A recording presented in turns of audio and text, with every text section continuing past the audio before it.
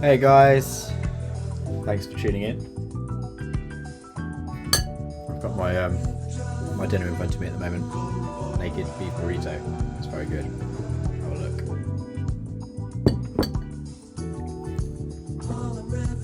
And a brewdog beer. It's nice. It's chilled. It's a chilled vibe we're going for. Well, this is going to be the last session of the month, since we're getting towards the end of November.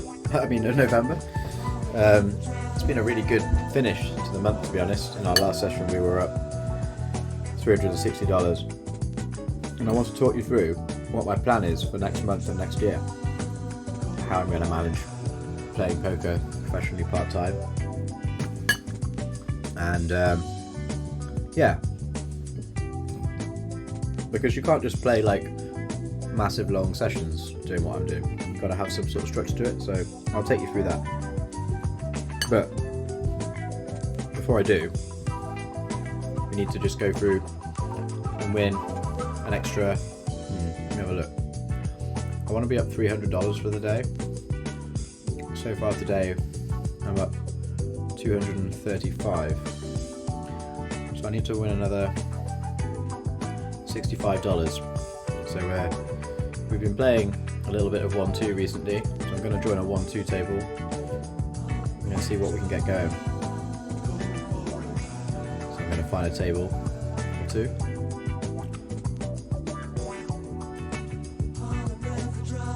See if we can get something going. Well, there's no free spots anywhere. No 1-2 at the moment.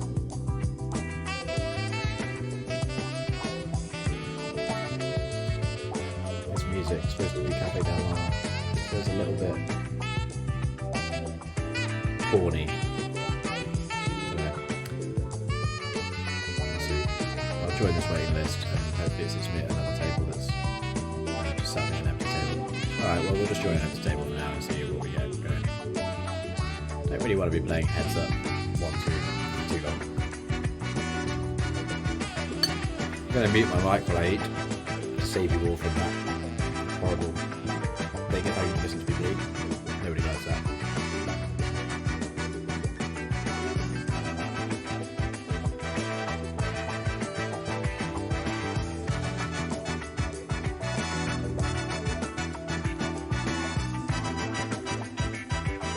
We are on a waiting list. We are on a wait list.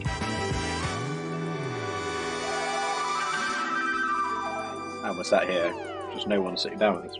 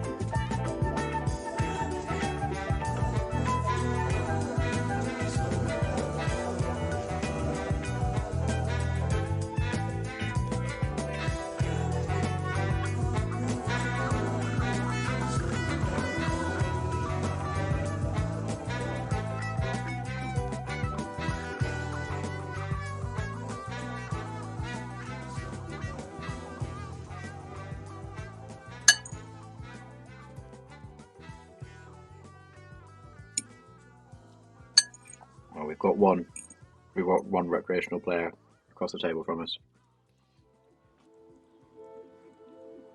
Hopefully he can get us to our goal of an extra $65 profit.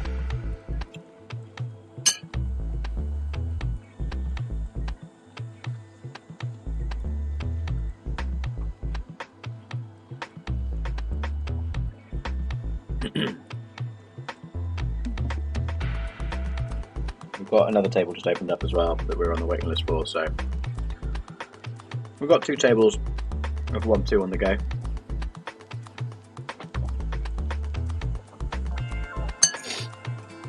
Wish me luck. Let's hope I run well.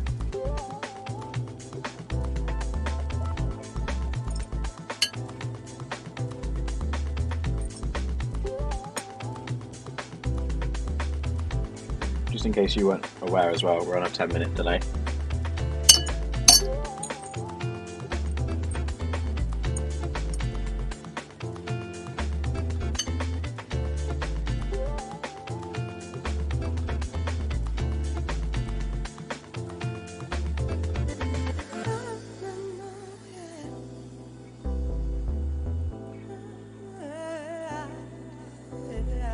Does anybody know if on Stars there's a way for me to make just a specific table one colour?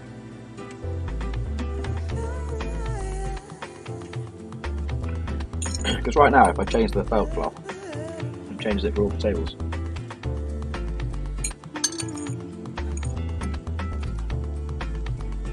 Which I don't want it to do.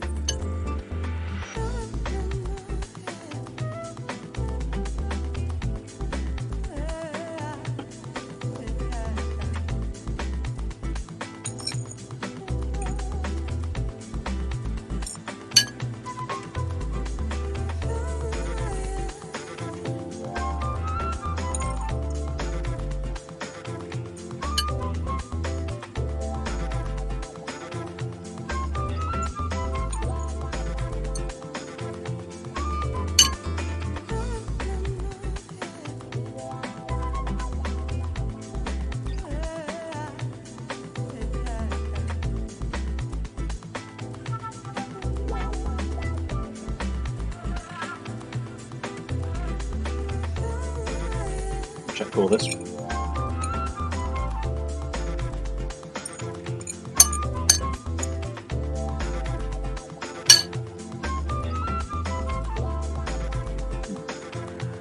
very good. Just flat the 8. It's a good flop. I'm going to bet out 75% of the pot. And we're going to throw the King Jack away at this point. Block at 8's hand, chap folded.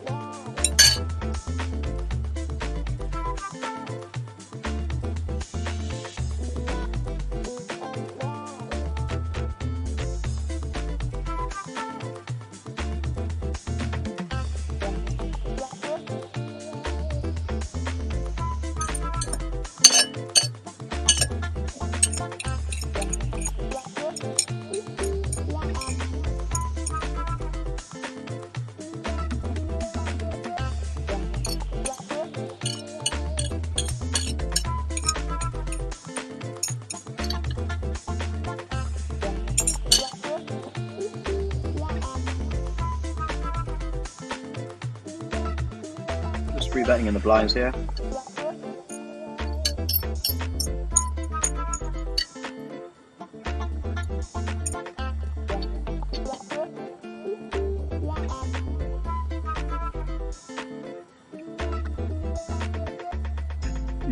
probably let that go. I'll free bet that as well.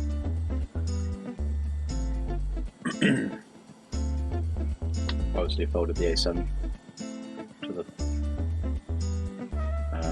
This is not a free bet, it was just a... Yeah, it was a free bet. A 4 bet, we'll fold.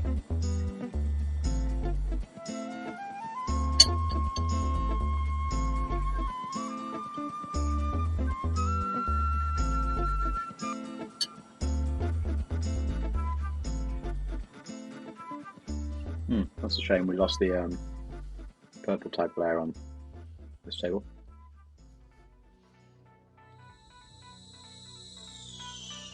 And Jack over here.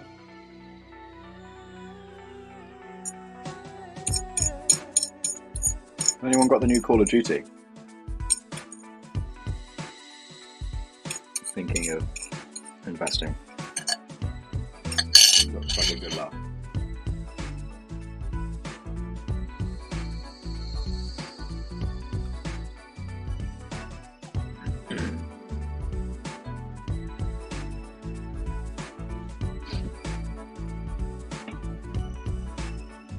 Yeah, so now I've finished eating, I'll talk you through my my plan for next year. I'll do it at the end where I can properly share my screen. Might be easier, but I was thinking of basically having a daily target and a daily stop loss. The target is $300. The stop loss is $400. Slightly more than slightly more than the take profit. So I should be hitting it, the take profit, more than I do my stop loss. But also, I want to do a system where just drop the top pair here. Go back to that. If you raise me in the small blind, I call. I get the top pair.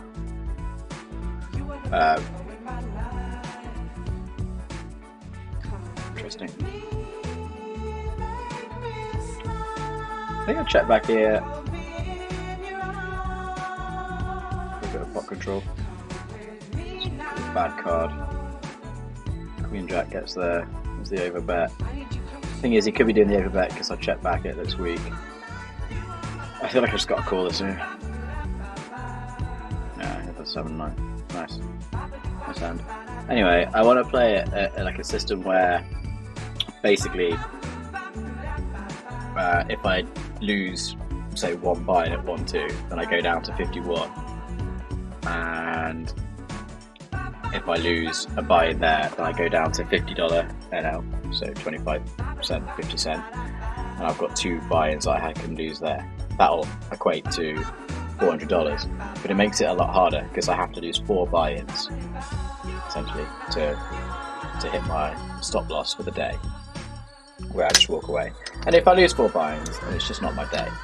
It's just one of those days where, for whatever reason, whether I know it or not, I'm either not thinking straight or just not getting the luck of the draw, and I'll probably at that point be starting to feel a bit tilty, and it just puts a cap on those sessions where you can just start making bad decisions because you just feel tilted. I really don't want that. So that's what I plan to do, and I basically created a spreadsheet where I can sort of track every day, like how much I'm up or down, and if I hit my profit target for the day, I just stop and just take the day off, watch some poker. If I still haven't got my fill of poker, I just watch poker, just chill out. And I know that, like, if you're a profitable player, you should be playing as many hands as possible. But the thing is, I've got a kid, I'm running 3 businesses. It's just not, like, I love playing poker, but like, I shouldn't just be filling my time with poker just because the logic is that the most hands you play is better. Like, that's great if you're a full-time poker professional and you do nothing else. But obviously I would do that. But I'm not. I just want to play a max of like 1,500 hands a day, like absolute max. So that's the other thing, is that like if I'm not hitting a stop loss or hitting my profit target, then I want to be just stopping after 1,500 hands, marking down what I've basically got for the day, and then just stopping for the day. Yeah, we'll slow down here.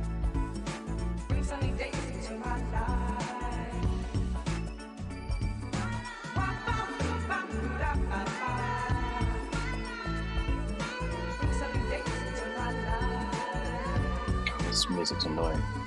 I'm just gonna turn the music off, to be fair. It's just a pain in the bum. Right, so for the day today, we're $118 up. We need to get up to $300 before we call it a day. So I need to make another 184. So basically a good old all-in on one of these tables, and we'll be loving life.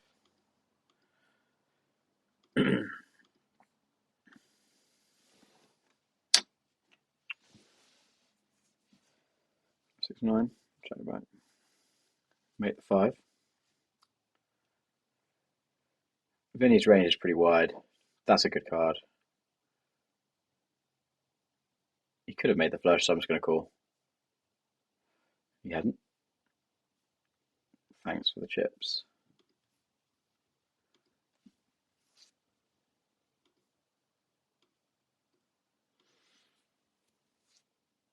Yeah, he's quite aggressive. That's why he's got the red tag. He'll fire 3 bullets. I don't really want to sit here playing with him. We'll play a hand though. Let's play it aggressively.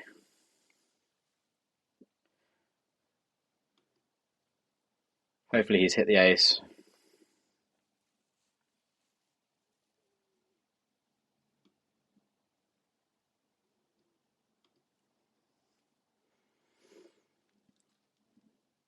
Oh my god, he had the 4-2.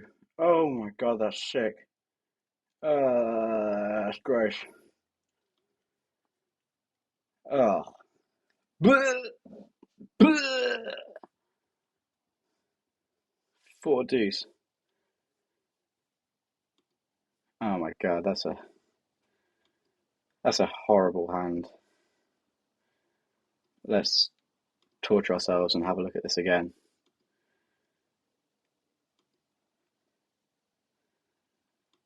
I bet top pair pretty hard. He's got the open ended at this point. Oh, that's brutal. I make trips and I check it back. The thing is, heads up, you make trips here and then you check to show weakness. Like this kind of player fires massive on the river. Here, I'm just hoping that he's hit his ace and he knows that I'm weak and he can donk bet at it, which is exactly what this looks like to me. I literally am value betting my hand at this point. I don't even want to ram all in case I scare him off. If anything, I want him to push over the top. And he calls. To be honest, I don't. I guess I could have a full house. I'm not sure why he didn't ram it all in. And he shows me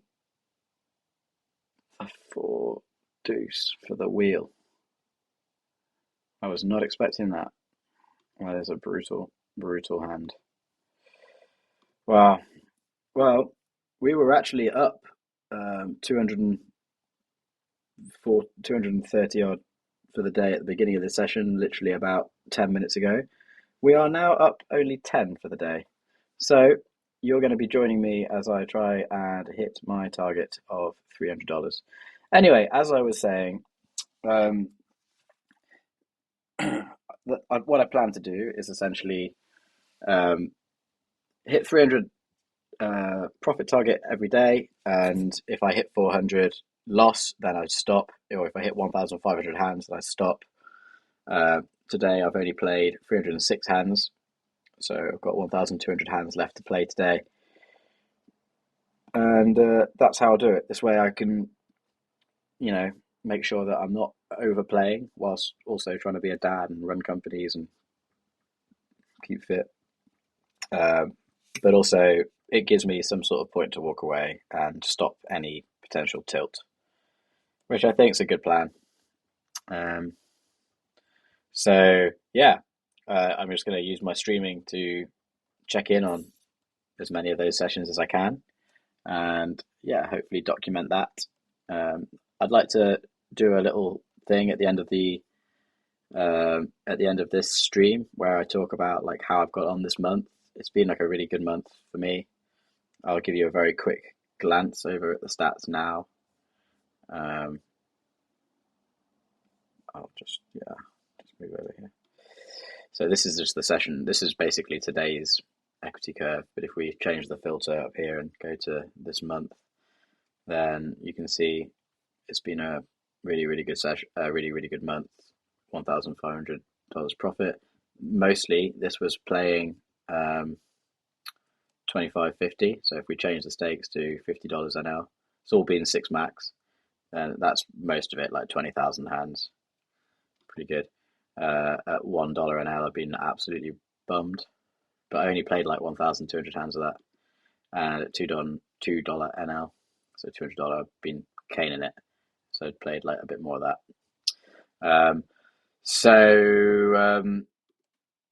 Yeah, it's been a really positive month, and I'm excited to do this whole new thing. And if I can win a third of the time, then that's going to make me a few $1,000 extra plus a month. That's going to supplement my other income, and that's great. That'll pay for quite a bit. So that's cool. Um,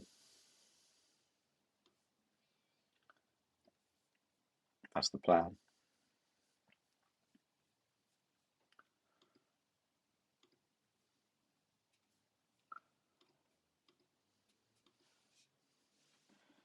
God, it's so annoying that like Vinny Coot got the wheel draw on me there. Especially annoying because it's him because we've had a bit of a ding dong battle the last few days, me and him, and I hate for him to get the better of me, especially as I thought I was value betting him. But that is poker, I guess.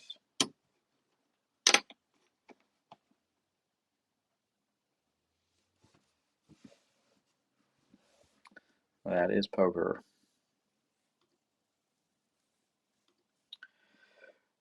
Oh, raise this up.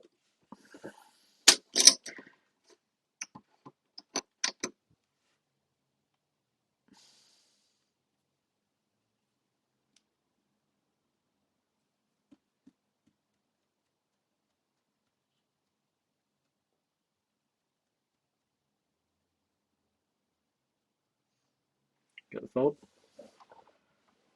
No biggie. Queen Jack off. I think from the hijack, it's probably just about a fold next to these guys who are pretty regularly three betting quite wide. What's that?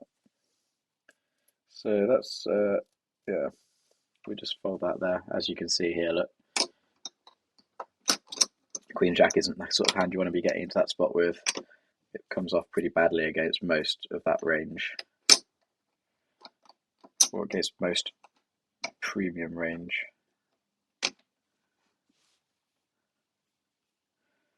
Six Jack under the gun, fold.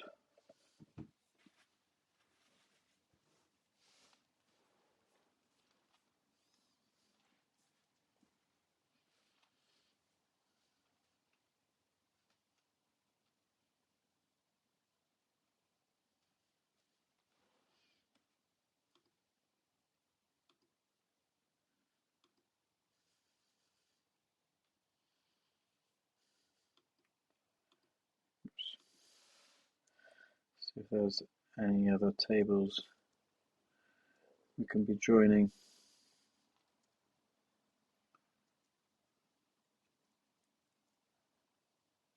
That might be profitable.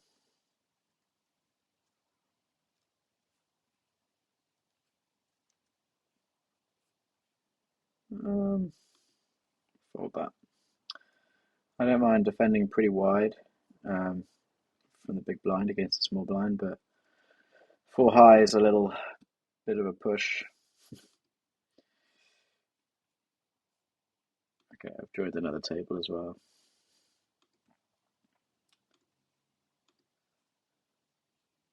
Just to keep things moving along.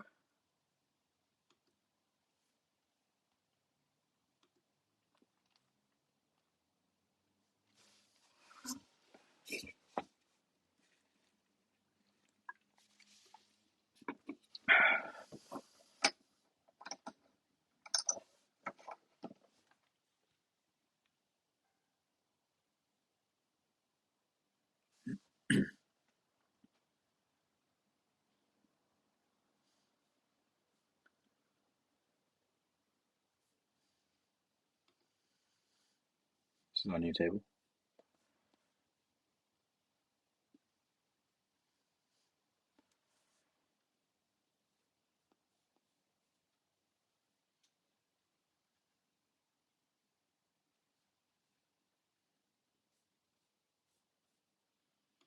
Get the walk first hand, not bad.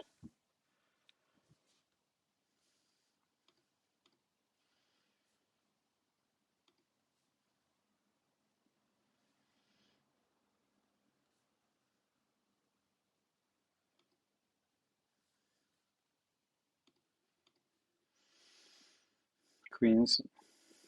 That's a shame.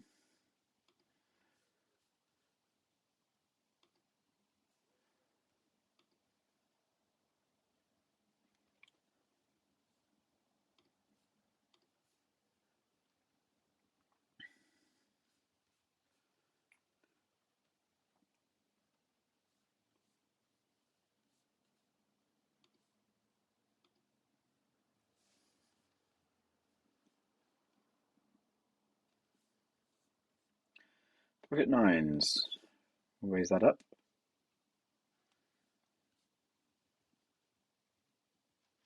Under the gun raise always gets a lot of respect,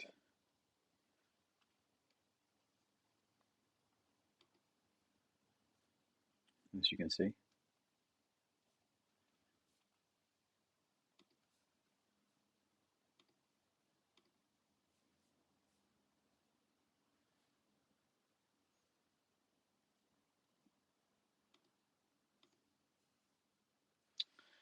Here comes Vinny. He can't ever miss an opportunity to sit down to my left. Try and stack me again with full high.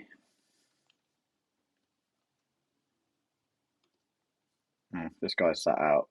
This table becomes pretty unprofitable, I have to say.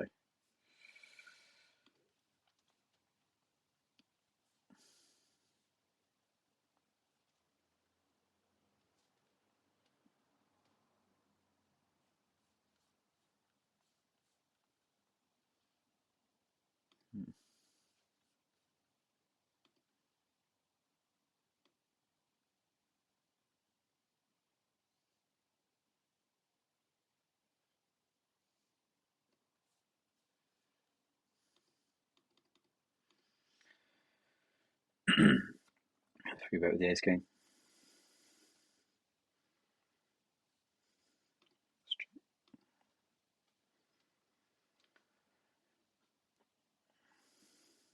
Easy float. Still fine.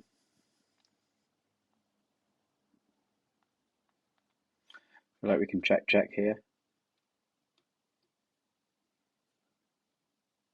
We'll call a bet. Depends how big it is.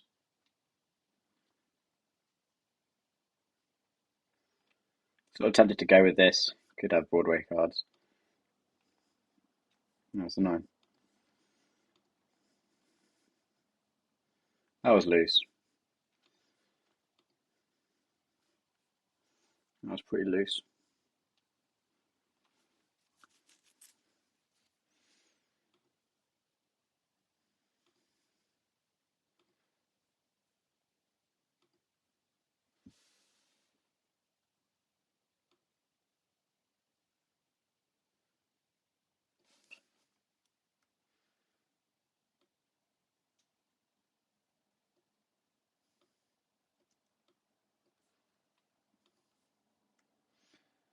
I should have definitely laid down the ace king there. The problem with ace king is it's a drawing hand and you're very strong pre-flop, but almost on every flop you're not strong after that, so it's not great. Oops. We missed ace 8 whilst I was fanning around trying to sort the stream stats out. So you can see we're 72 down for the day. That's the status through 337 hands.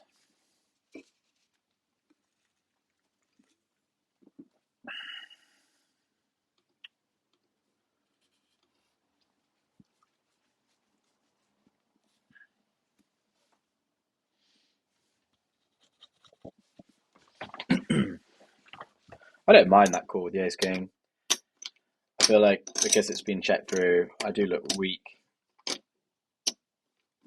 probably pretty easy to put me on an ace king, really, because I 3-bet pre-flop. I think maybe knowing that, it's a good one to overbet on for him, hoping that I make a hero call. Yeah, it's pretty loose.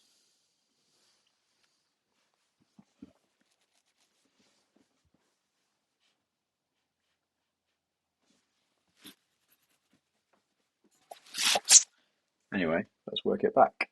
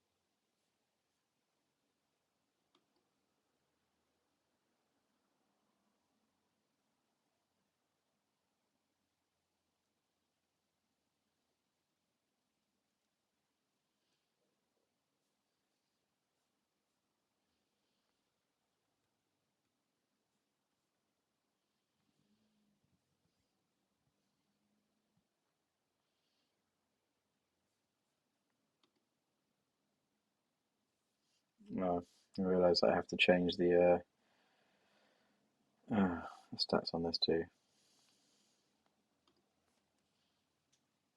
I'm just going to limp this here. Flat calls to this, sorry. Not limp. That's pretty easy fold.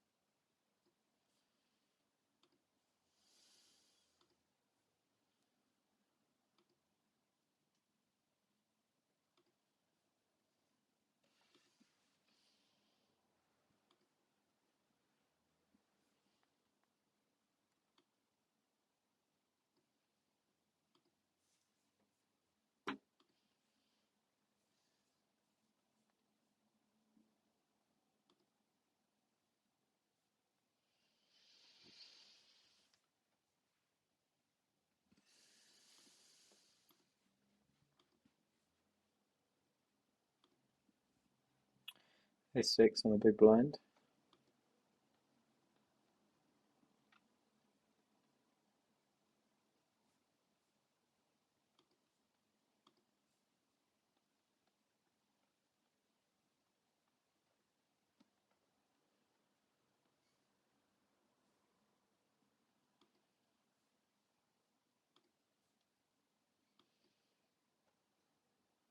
Ooh, action. Ace, Ace Jack versus Queens. And that's why he has a red circle on him. Jeez Louise. Jesus Louises. 5 on the button.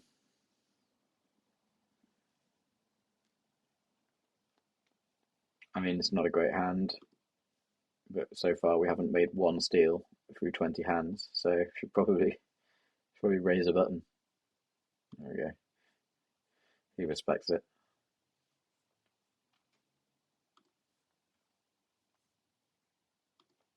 Not. Ace-3 on the button. You get a +3 raise from this chap. I'm not going to re-raise because it's too short stacked, and Ace-3 is not a premium hand. That's a pretty good flop, though, with an ace of spades in your hand. I think we can sort of semi-bluff this with the wheel draw, with the combo of the wheel draw and the nut flush draw. If he has a queen, he's probably shoving it all in, seeing as he's got 20, 30 big blinds behind him. No. For someone with no chips, he's playing pretty aggressive.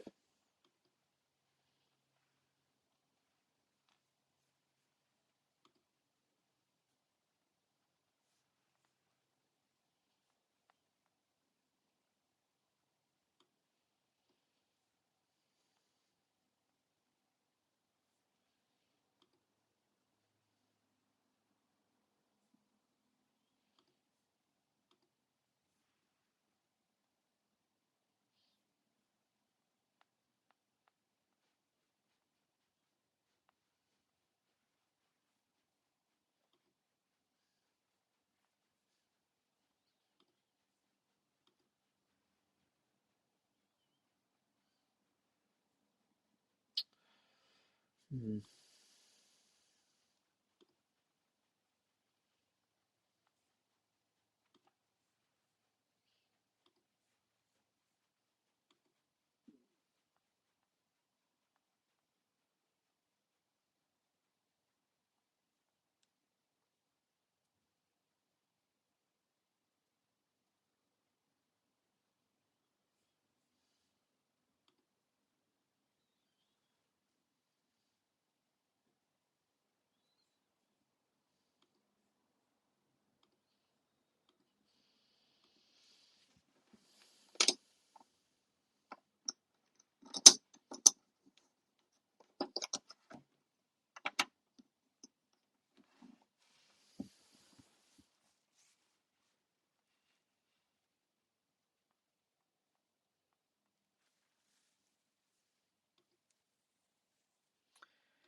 We've got pocket sevens on table 2.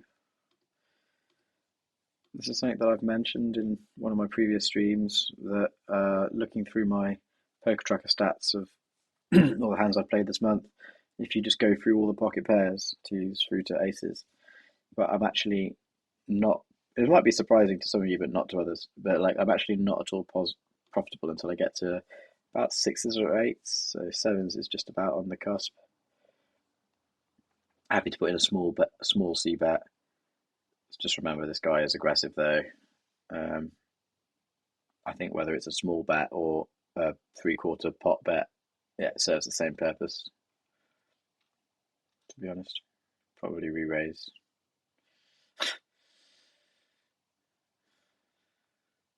Fours, for what I said earlier, I'm just going to fold it for the same reasons what I said earlier.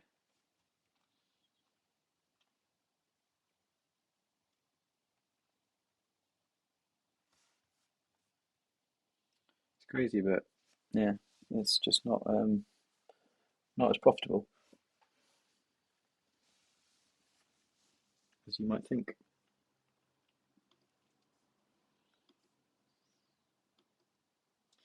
We've got an all-in, not with us though.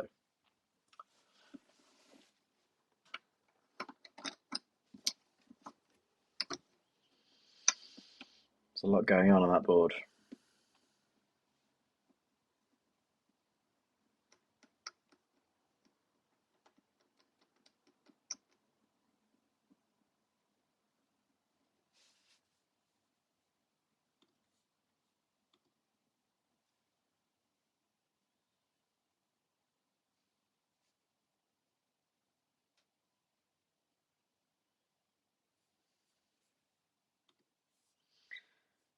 Five seven is obviously a monster. Let's check it. That's the nuts. Gotta bet the nuts. Nuts win. That is the nuts. Random all in shoves for everyone. Go. Ooh.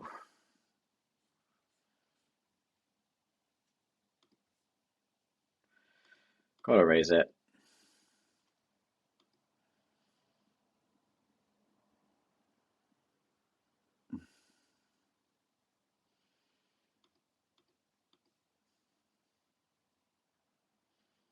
I don't like this. Not a fan of this. Oh, he's got a king, hasn't he? Oh, 13 big. Fuck's sake.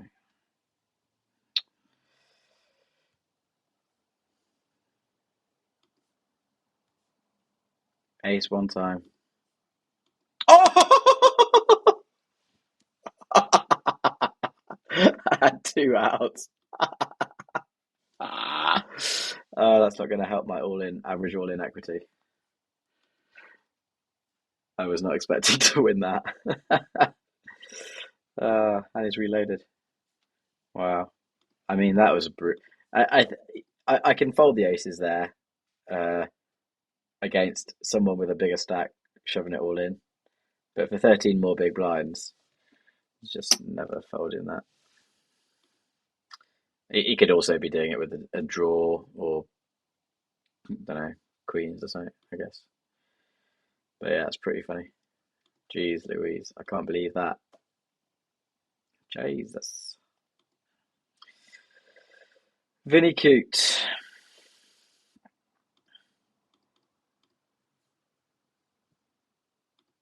I'm just free betting here as well from the small blind. It's a good card. I'm just going to fold that. Obviously, there's been another bet. Put in a small bet here.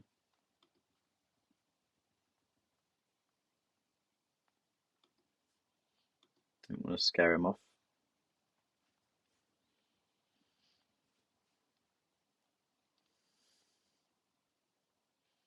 But we do want to make him pay. It's too weak to check there. Obviously, we 3-bet. I think now we make it a little bit under 3/4 pot. Just don't want any of those potential drawing hands to develop, really.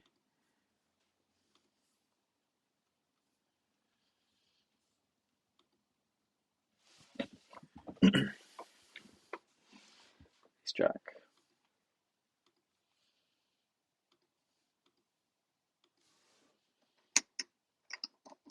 No action. Ace 5. Fold. If it was Ace 5 suited, I'd probably raise.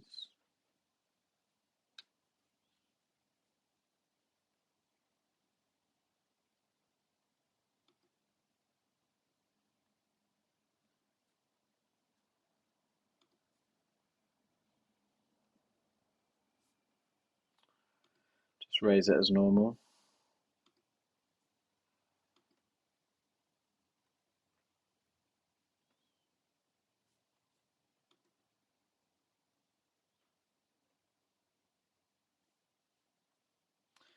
This guy's very aggressive. I'm just going to ram it all in.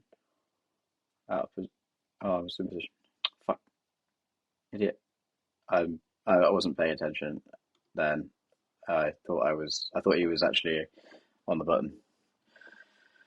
That was silly.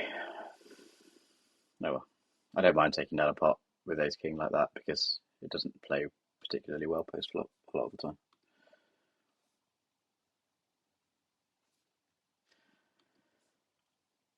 I thought I was out of position.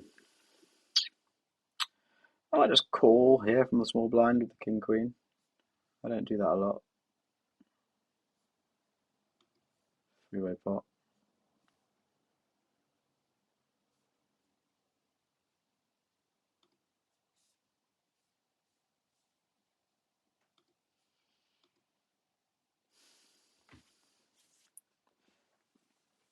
I feel a queen coming on the river.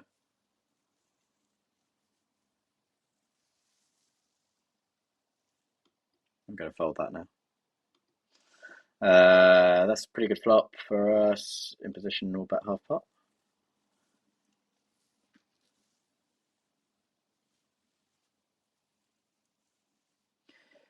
Pre-flop action was he raised, I called, folded round.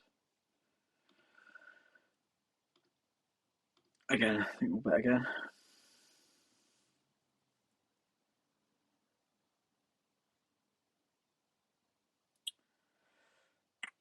I know that's supposed to be good for me, but there's quite a few things that get there.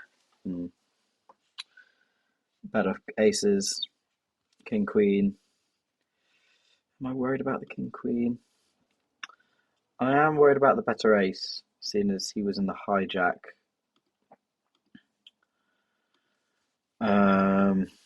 He's quite a tight player, and he has a VPIP of 17. I think I'm going to just fold this here, to be honest.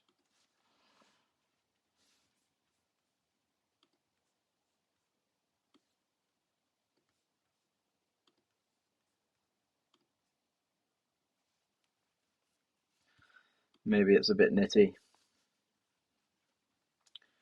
Abuse me in the chat if you think I'm a massive nit. It's fine, I can take it.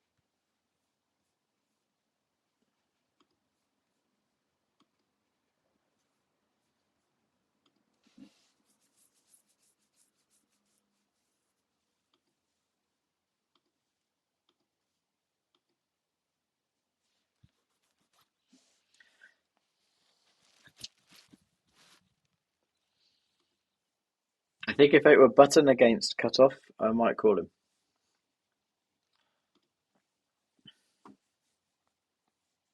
But with cutoff versus hijack, he's just got a bit of a stronger range.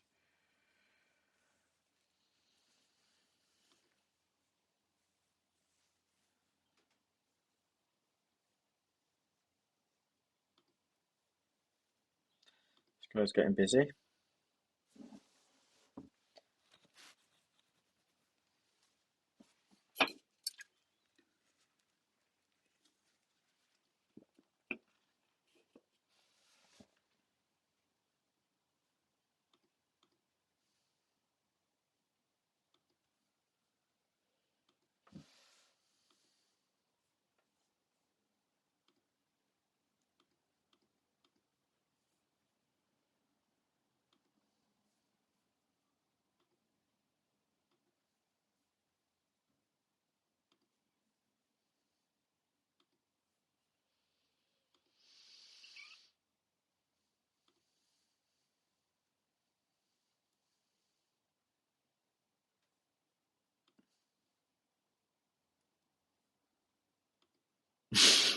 Should I leave the table and sit here just to piss off Vinny? Oh, it's too late. I did that the other day and he cried.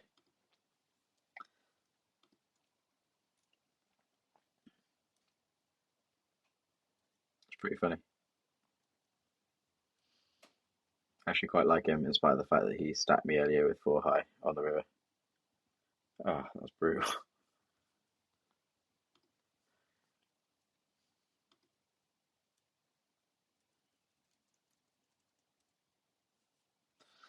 That was brutal. Let's see a flop here, shall we? Oh, and actually, fuck that. That's boring. Let's have a look at this.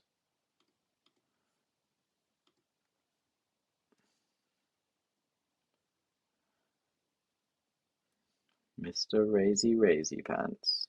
See, bets the flop 100% of the time. I'm just going to call. It's a terrible flop. Should have re-raised. I'm going to check raise him and see what happens.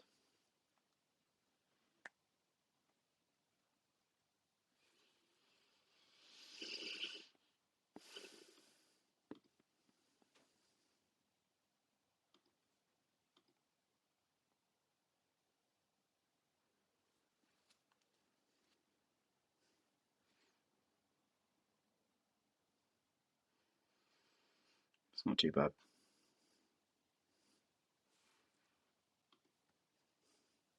A little tricky.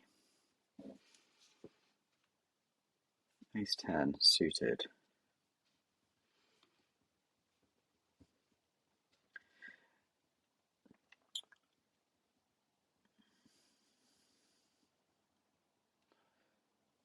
I'm just gonna flat here out of position.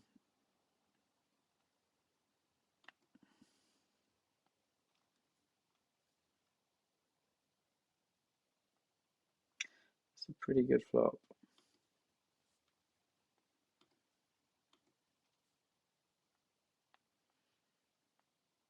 You'll bet 3.6.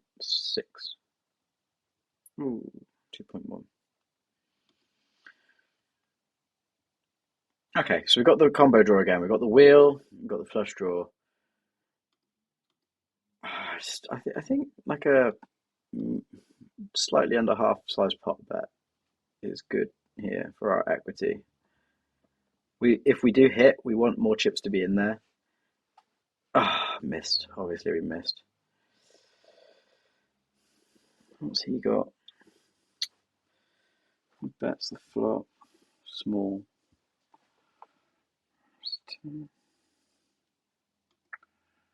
We'll just check down. Check fold, I guess.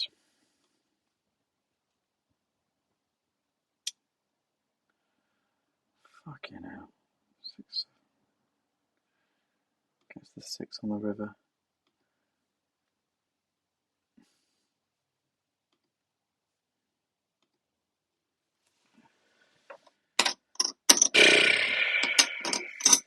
Crazy.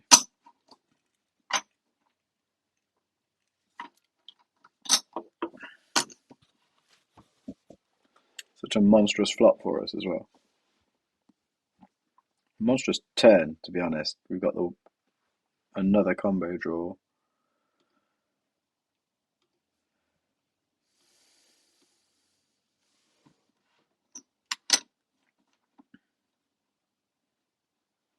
Seems to be getting a lot of ace-7, don't we? Yeah, I think suited it's not too bad to raise here. Obviously, like, massively brick the flop.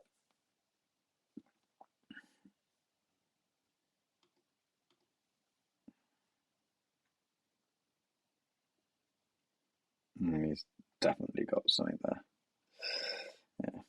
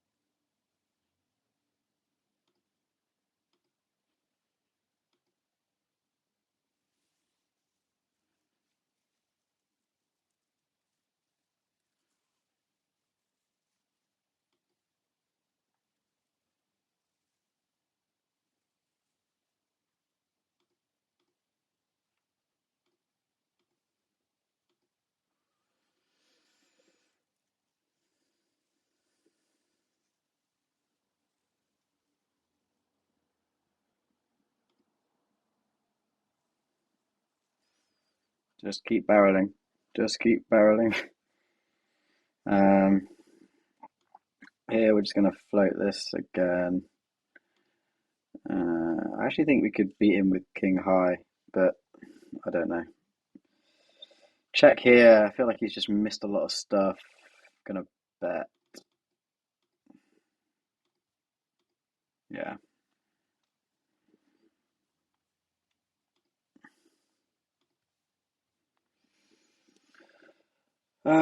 Come on, let's work it back. We're up to 85. Also, we've participated in a few more hands. Got a little bit more of an aggressive image than we had at the beginning of the session.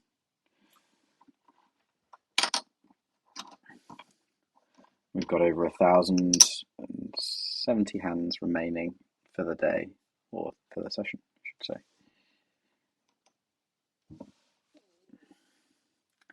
In which to get to our target of $300.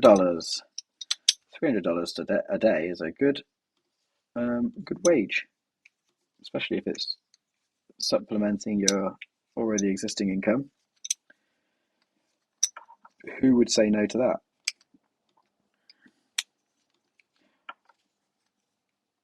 Also, I really don't think I could do poker full time. I'm too what's the word? Like fleeting. I just like to be doing too many, like loads of things all the time. I get bored quite quickly of things and projects. So for me, having lots of things on the go is good. That's why I like triathlon as a sport, because you don't get bored of like just being in the gym or just being in the pool or just being on the bike. You do it, you can switch between all these different disciplines and do like strength training and endurance training and speed training and different. And there's all this like different kit to get into and geek out about. It's fun. It's the sort of thing I like, to be honest. Put in a small 3-bet here. Seeing as he's done a small raise.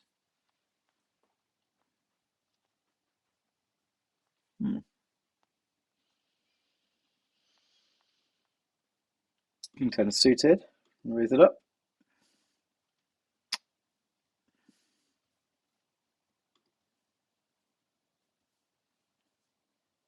Takes it down. Queen 10 suited. I like it, but not from the hijack. With an aggressive player on my left.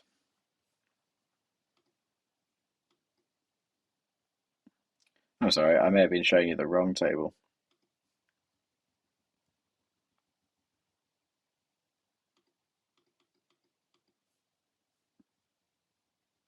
My bad, if I was. Sometimes I think I've clicked to go to the other table and I haven't. That is amateur. But you know, I am an amateur. I swear he's four bet me quite a bit. It's quite a small four bet as well. Also, he rammed ace jack in earlier. That's five bet shove him. Hey! Fuck on that, you donkey. Wee. That's good. So earlier we saw him four bet shove ace jack all in. The fact that his four bet is still only to like just over double, it's almost like a min four bet. Um, I know it like looks strong, but I don't know if it always is. I think I'm happy to play for stacks with king queen against someone that gets ace jack off all in. So we'll see. I think a five bet shove all in, you can't bluff that. You've got to call it with something big or get the fuck out of the way. So that is strong.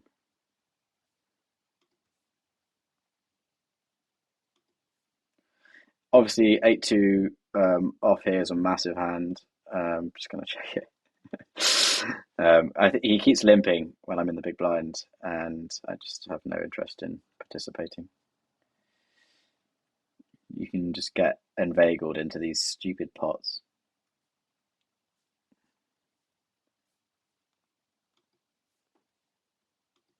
Sevens, fine. Let's flop a miracle flop. Please, miracle flop, please.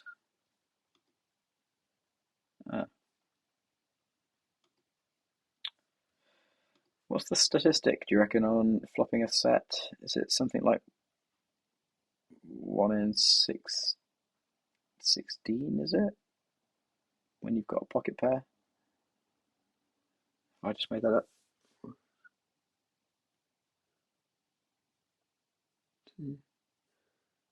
Six-handed. 6-12.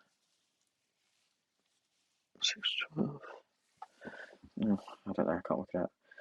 On the button, I'm happy to raise the fives to five, obviously, to try and subliminally give them a tip of what I've got. That was meant to be four, if I'm being honest.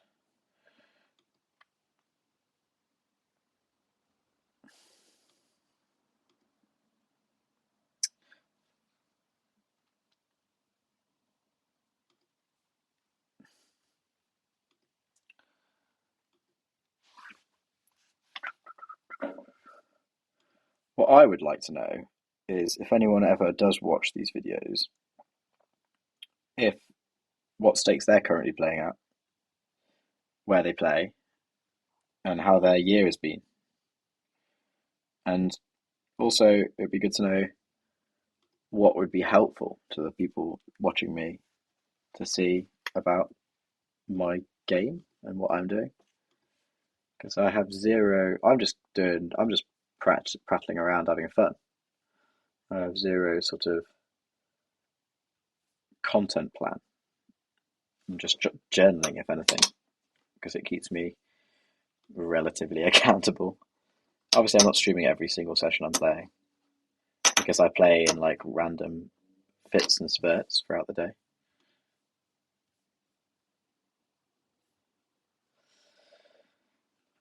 Ace nine suited is good for a raise, but not first in.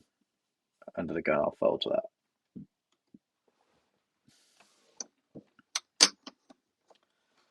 That burrito is repeating on me.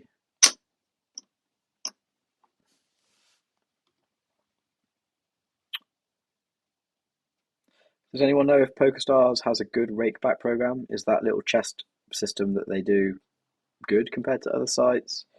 To be honest, I've not explored too many other sites in recent years. I've just played on this and 888.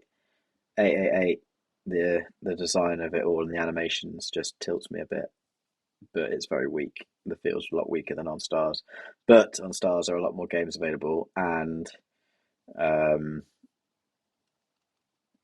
and it's just one of the ones that work with Poker Tracker. So Poker Tracker for me is like a massive edge. So I'm not a natural born poker genius. So use everything I can, I guess.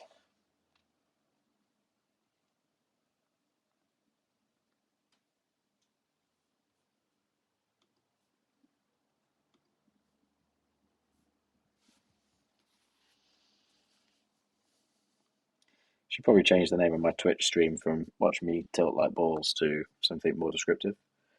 I'm not really tilting anymore. I was just tilting when I lost that hand earlier on to Vinny. My tilt lasted about 5 minutes.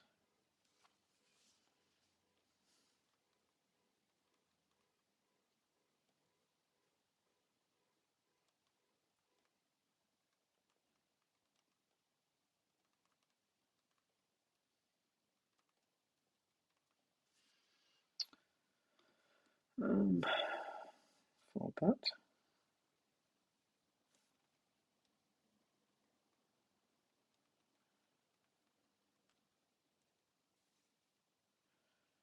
There we go. Last cash game of the month, stats and burritos.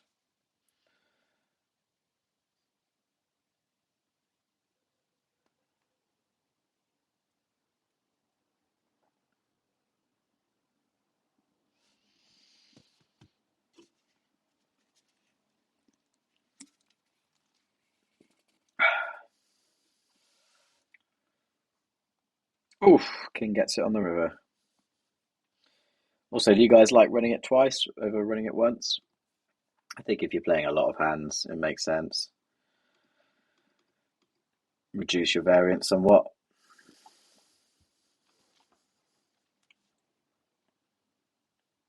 9-10 off. It's fine.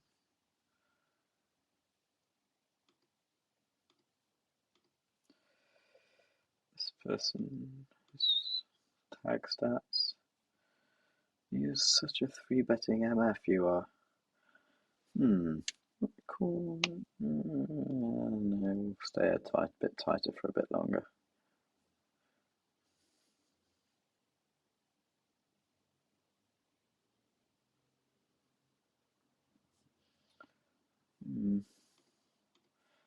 Wonder what. We don't really have any notes on him yet about his range. We haven't done many hands at showdown with him. I mean, this guy's probably not 3-betting without something pretty strong. I think it's a purple tag, but if I do bink something in position with 7-6 suited, it could be massive. So you get 1-7, nothing suited, unfortunately, to match along. And on that, we'll just let him have it. It's worth trying to get involved with hands that are pretty well disguised, I think, in spots like that, against players that are very, will find it very hard to let go of top pair. There's a lot of spots where if he flops his king or whatever it is, or queen, he's got ace queen and he flops his queen, then he's just gonna spunk all of his money into the pot, like blindly. He's not thinking about my range or even what I've got. He's just thinking, how can I get my money in the pot? I'm a degen. Check the eights. Don't really mind just letting the eights go, to be honest.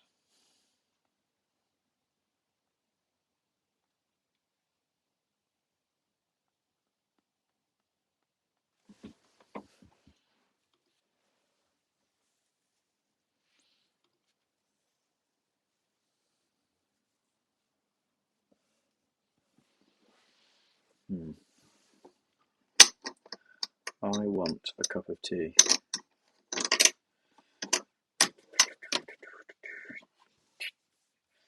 think I'll go and make a cup of tea at maybe 600 hands or something. What are we on now? 475?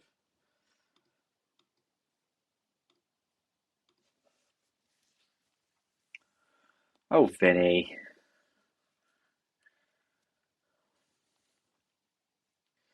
You came and you gave me a mini.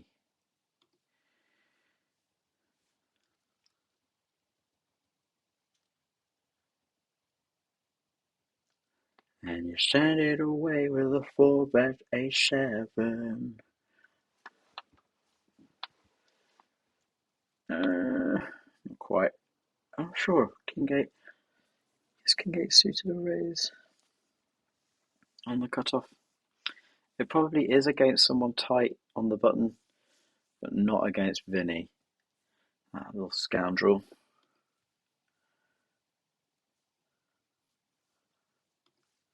The wee mongrel. I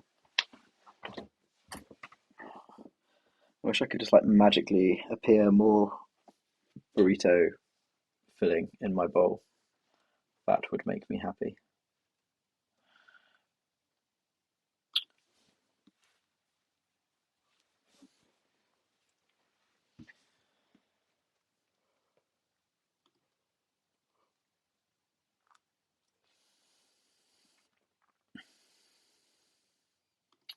I think we've got to go out on a limb now after seeing 85 hands of him and give him the notorious red tag.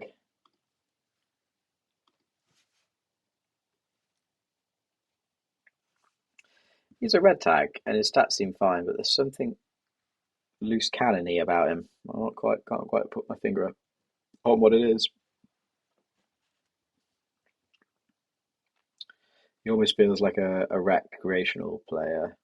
He's a bit aggressive, but his stats just suggest he's just a standard aggressive reg. So I'll treat him like that for now.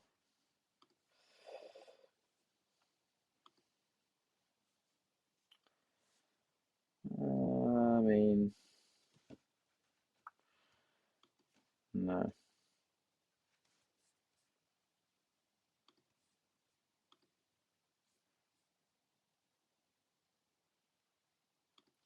Let's have a look at how the session's looking so far today.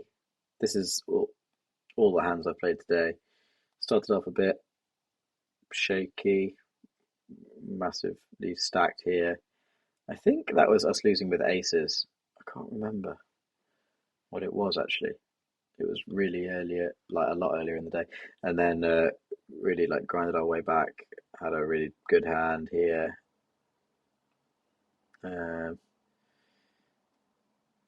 Got a bit. This is where this session started, and obviously that was a bit wank. And then we've just been building it back up. It's been a bit of a roller coaster.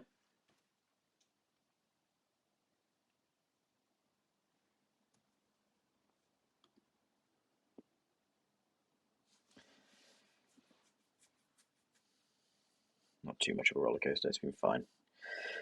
All right, 7-5 on the button. We'll raise this up.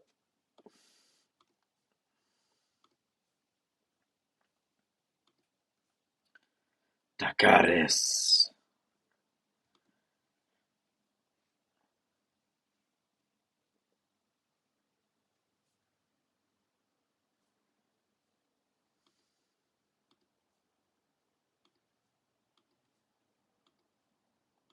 $1.8 big blinds at this level when your head's up is 366, in case you were curious as to what that bet would look like in monetary value. It always looks a bit naff when you look at it in big blinds, 1.8. But, you know, it's fine. It's a good feeler bet, and I'd do it occasionally with a massive hand as well, just to polarize it, just so that it might induce a check raise, and if they've hit the board, it won't scare them away. It sort of gives you a sense of where you're at and helps build the pot. So I use that bet sizing quite a bit, whether I'm totally airballed it or hit it pretty hard.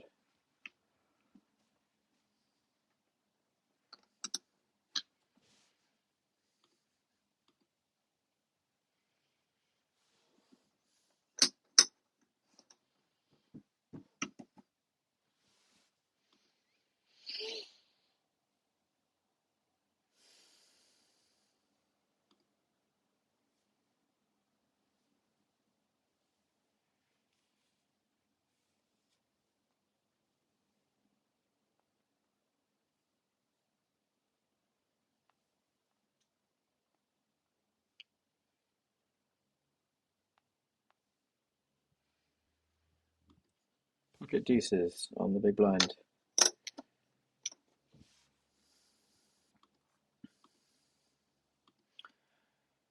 It's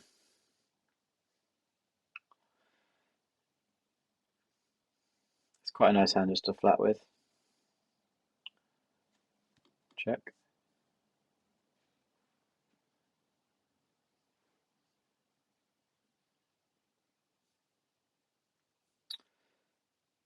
All in. Nah.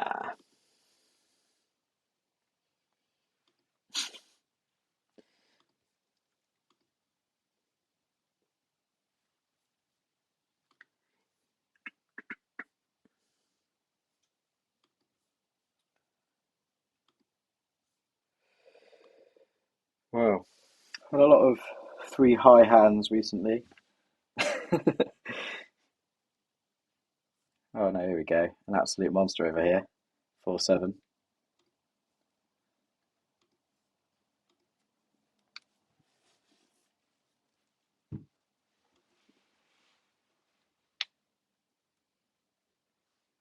Seven deuce. It's practically in my premium range now. Don't sit out. Please stay.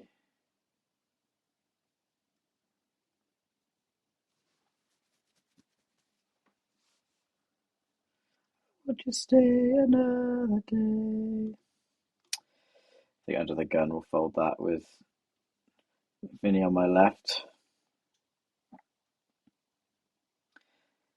And then we're back to the premium hand selection again.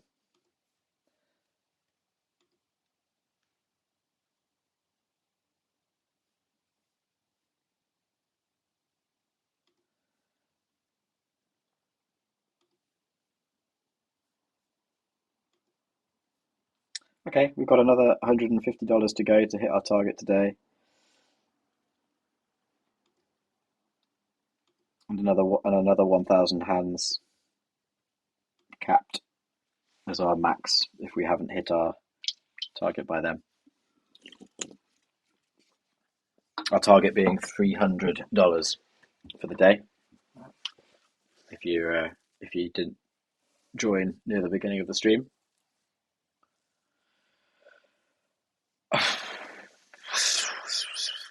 This is a tough one because he doesn't 3-bet all that often, but we're quite short-handed.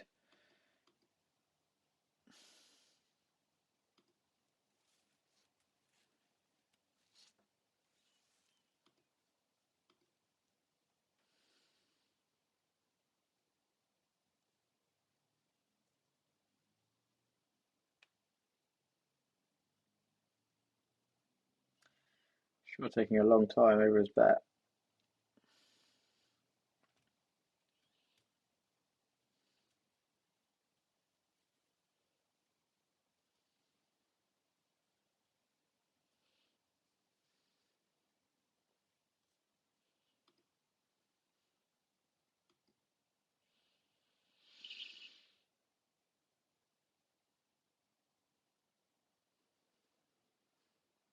I think it's important to give him the option to fold if he was just free betting me with pretty wide range.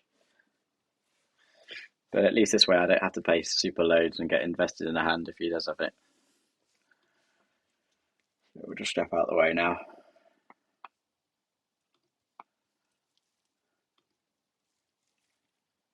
I'm always skeptical when they take ages to size up a bet. It's just like, what are you doing, you weirdo? It's like you're up to something. I can feel it in my bones.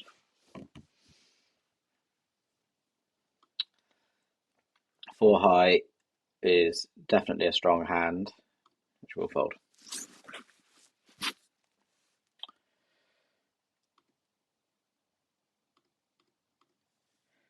We've got Dakaris on another table raising from the button, and I'm just gonna 3-bet him here.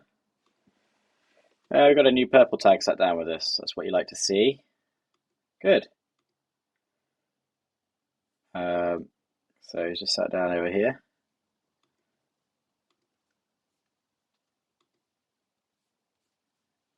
Let's play. Let's play ball.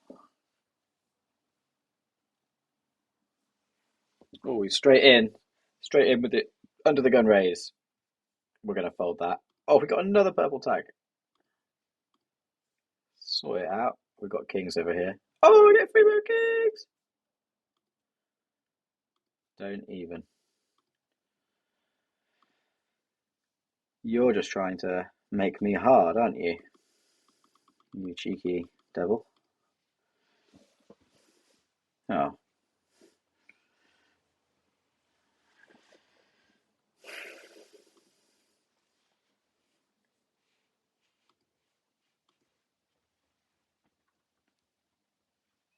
Feel free to say hey in the chat. Let me know where you are, what your game is, how good you are, how much money you make on the reg, how much money you lose on the regular, any amusing stories of tilting.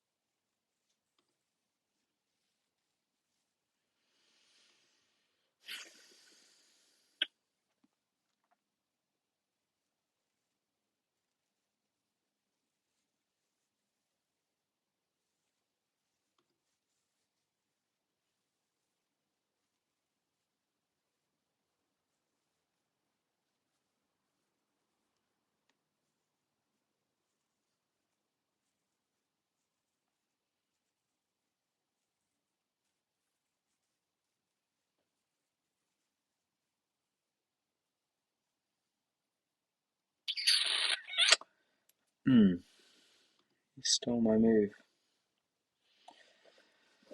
I just got to get out of the way. They're probably don't really like doing that, but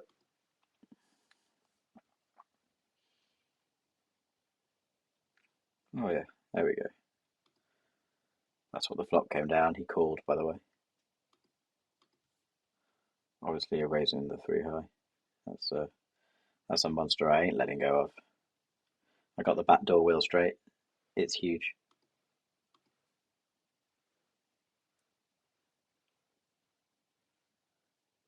That will not be good to take it down. God dang it. Gosh darn it.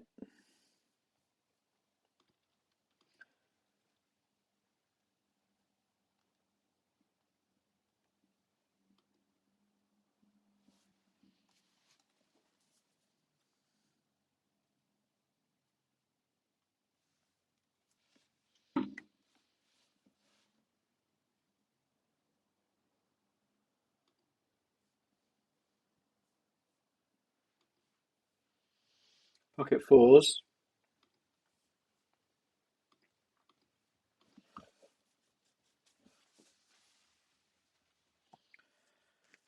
Yeah, 3-bet here.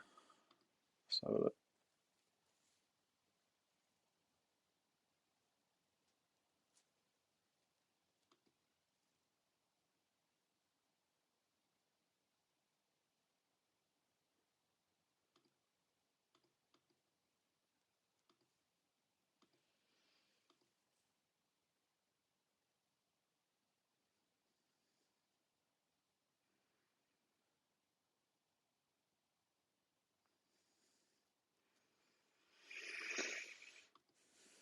I literally I was going to fold to a bet there, but the bet was so fast that she did, or he did.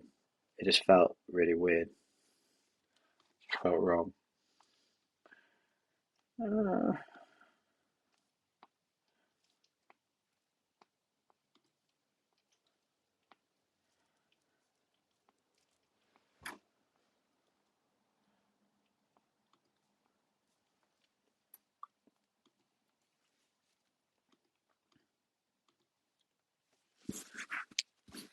These two are like, well, this guy is a massive station, 70% BPIP at the moment. So we're not gonna bluff him.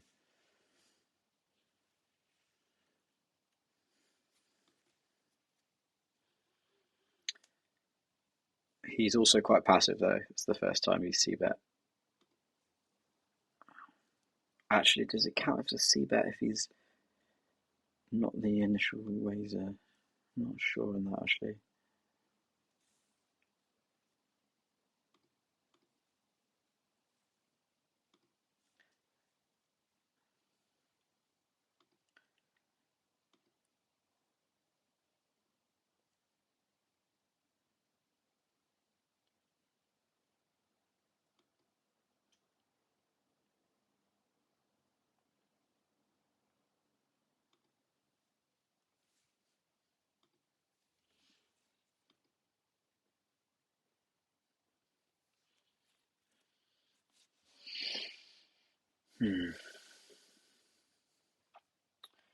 Got the ace-10 again.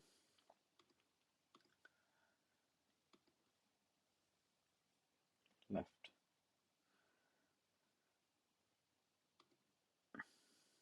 We've c-bet 50% of the time on that board, which is fine.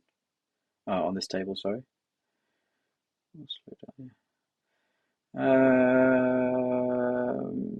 What does he have here?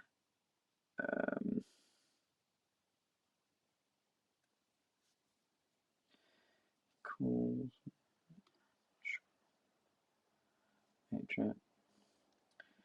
I didn't know whether to bet that because I couldn't really put him on a hand.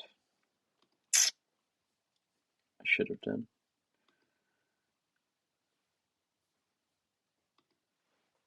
Probably still cool.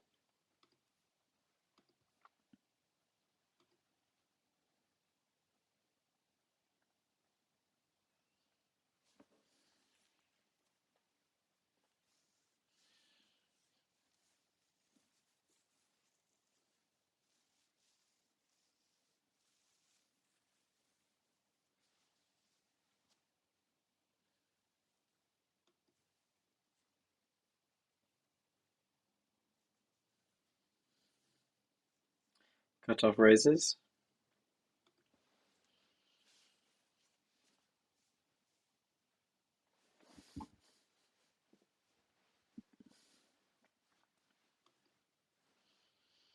Fold. Fold. Call. Check. Check. Check. Check.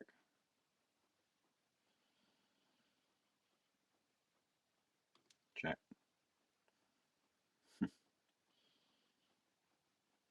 Very cheeky.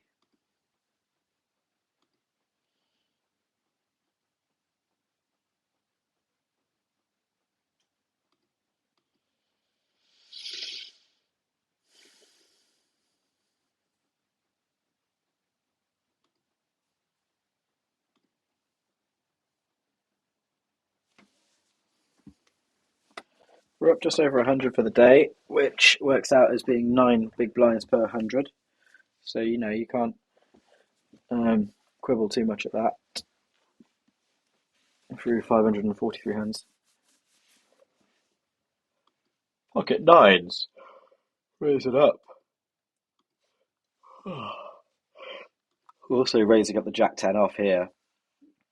I had forgotten about the fact that chap's a call station, but I should probably tighten up my range a little bit. The nine's got through. Ace 7 off with 5 people is fine to raise, I think, from under the gun. Ooh, we have a purple tagger entering the building.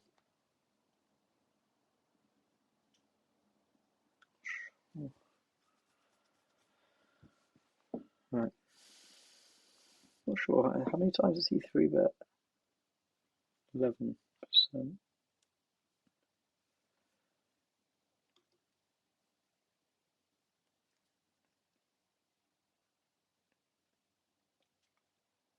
Got quite solid aggressive player stats, to be honest. I'm getting tired. So this guy's not only sat down without a full stack, he's also posted his blinds early, which is a bit of a signalling risk for him.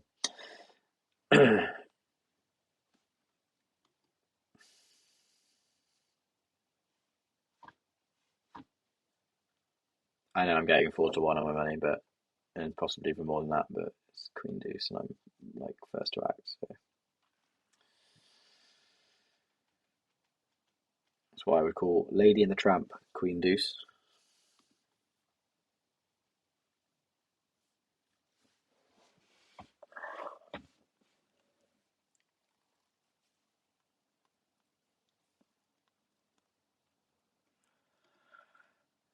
We drew a big hand. We've not had a big hand for a while.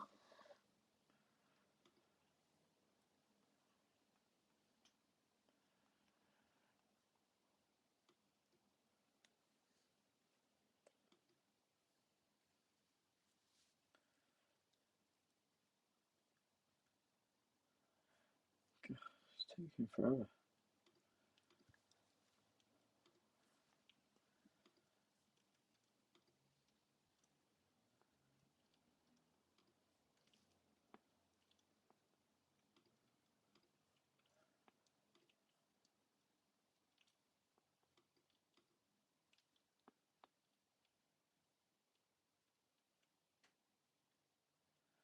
Right.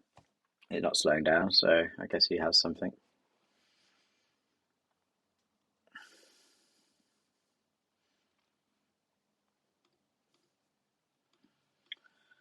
We're at that stage where we've been card dead for a very long time. And you start to get frustrated, and you start to try and make things happen. We've got the bottom end of an open-ended straight here. I mean, this hits them pretty heavily, to be honest. If we get another diamond there, it keeps us in the hand. So, mm.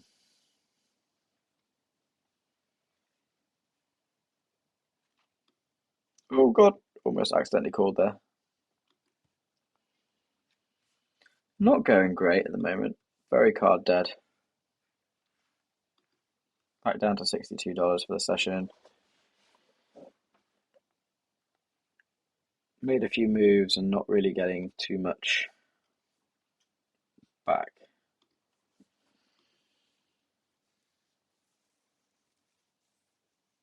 Jacks. Jacks are just, it's a bittersweet hand, really. I'm just going to call, and then if we get free bet, we can call again. I like just flatting early on. You're likely to get free bet by either the cutoff or the button, but no. At this point, just going to let go, I guess. I want to get to showdown as cheaply as possible, and that is not cheap.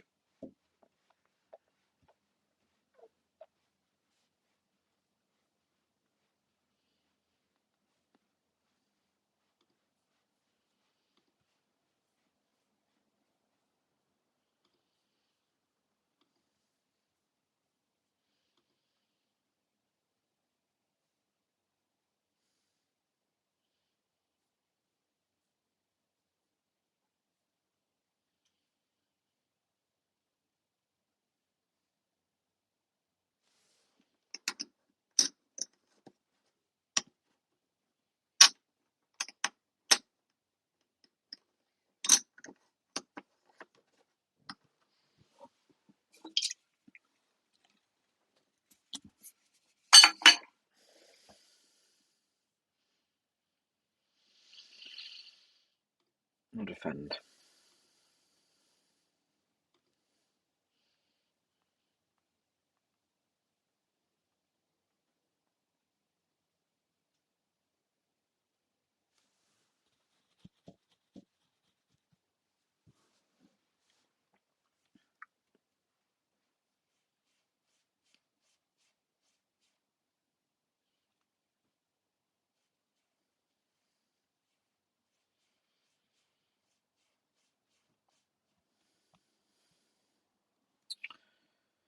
The fact he didn't slow down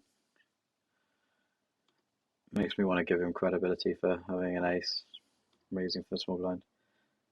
Haven't really seen much of him, so I was giving credibility. Give him credit. Cash money.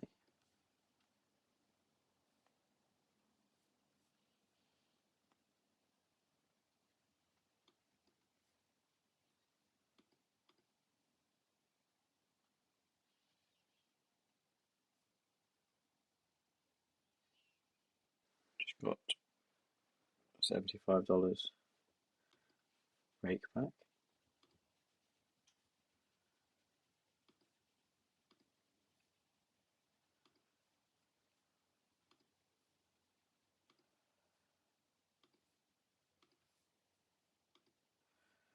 We're on $40. Dwindling down again in this card dead phase that we're going through.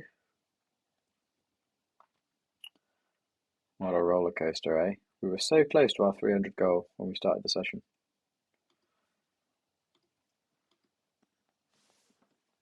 We would have gotten away with it too if it weren't for those meddling kids. If it weren't for Vinny Coote with a most brutal wheel draw suck out with 4 deuce and a 3-bet pot. That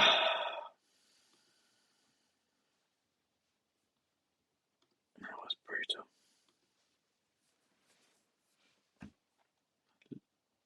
Literally value betting him.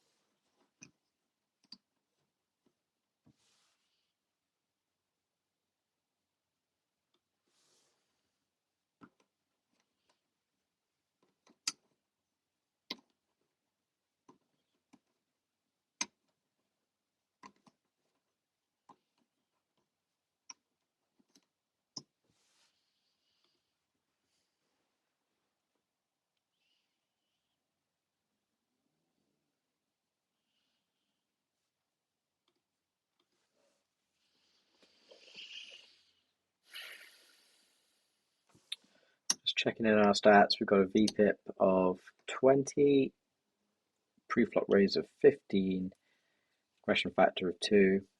We're 3-betting 7% of the time. We c-bet 57% of the time. We fold to a c-bet 60% of the time. And we barrel quite a lot on the turn on the river. On the other table, we've got a VPIP of 29, a pre-flop raise of 23, and aggression factor of 5. Free betting 19% of the time. We c-bet 60% of the time, very similar to the table. Fold to a c-bet 60% of the time, 50% of the time as well. And we don't barrel as much turn and river as we do on the other table. But so we've basically got a lot more of an aggressive persona on this table here, pre-flop, and here we're sort of a little bit more defensive, but we are playing post-flop a bit more aggressively.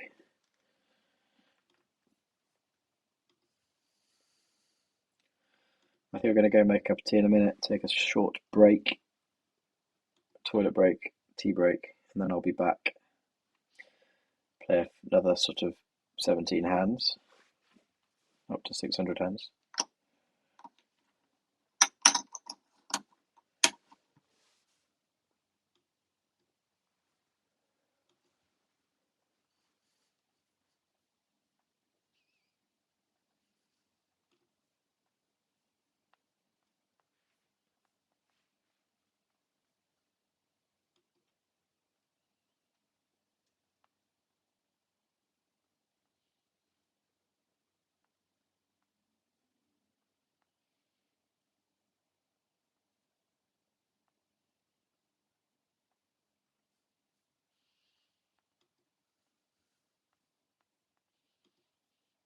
Seals are really slow.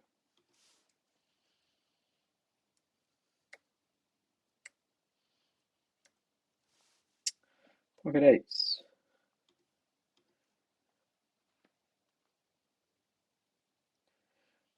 VPIP of 59. He's in. Surprise, surprise. It's a good flop for us, I guess. Let's raise it up. No pre-flop 3-bet, so I'm not putting him on anything higher than me. I also not putting him on. Wow. I mean, I feel like he must have a draw doing this. He could have flopped a set of twos. Ace king with a draw.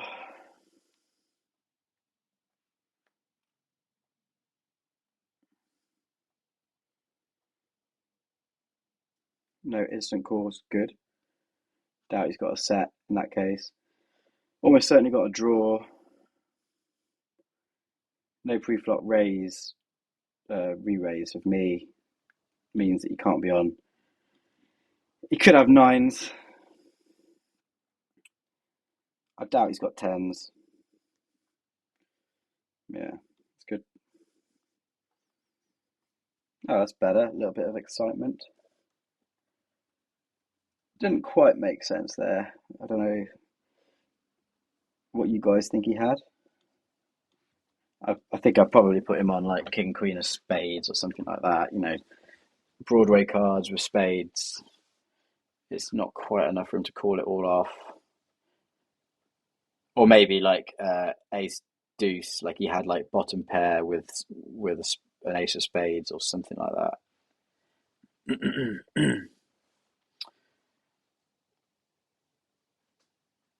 Got the gut shot and a backdoor flush draw here. Just going to check it.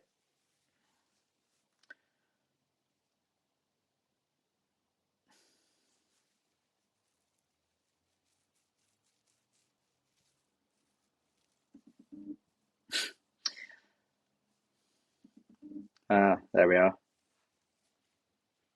2, 3, 4, 5, 6. Oh, my phone just fell over. And the flush draw. Let's bet pot, shall we?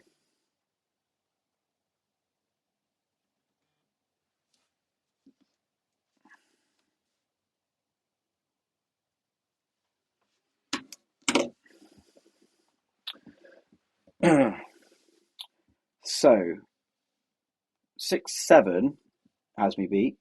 I block that. I feel like probably have to value bet him. I don't know what he's got. I might make it look like I'm trying to buy the pot.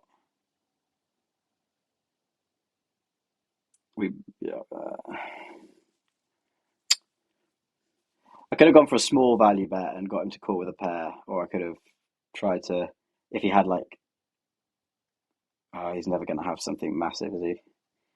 Not on the pre-flop action.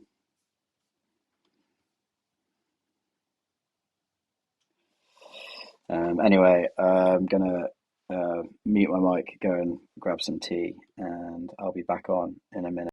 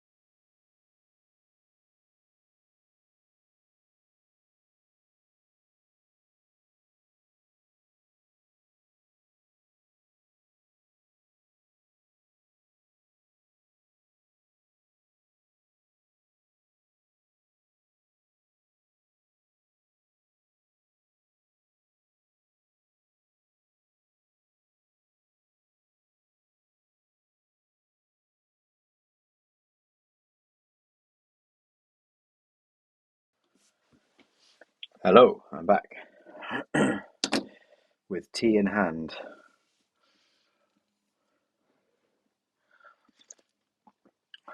And we get a walk straight back. Whoa, respect your authority.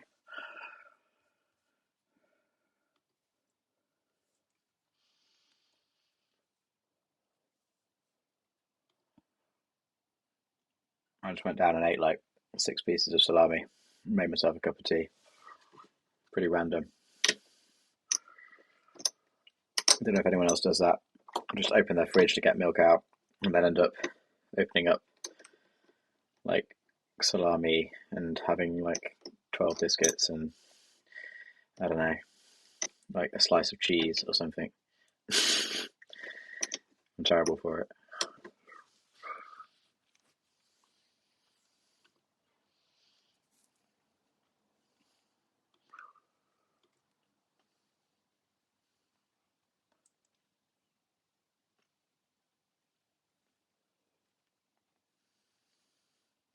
Ah, yes, the min rays.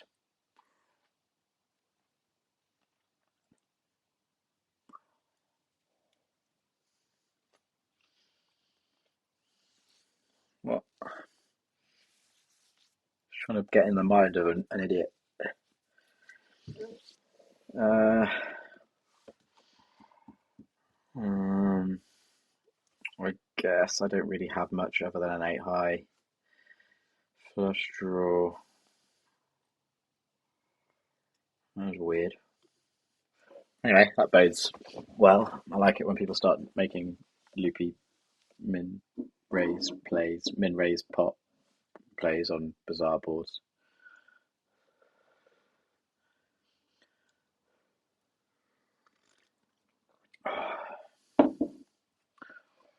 Of course, I haven't seen the last few hands, but it's possible, I guess, that he's on tilt. Let's have a look. Let's see.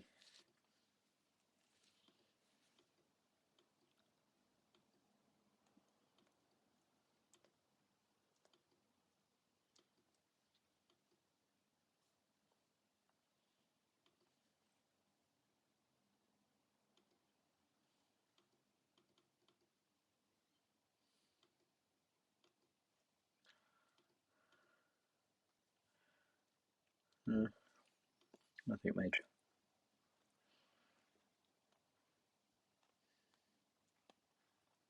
Oh yes, here we go. Been waiting all day for this hand.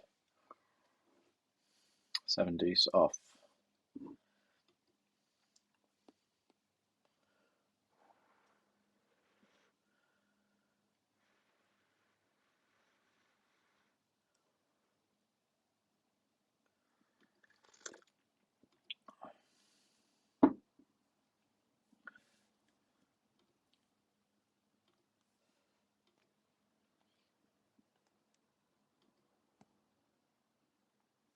No, don't want to call that.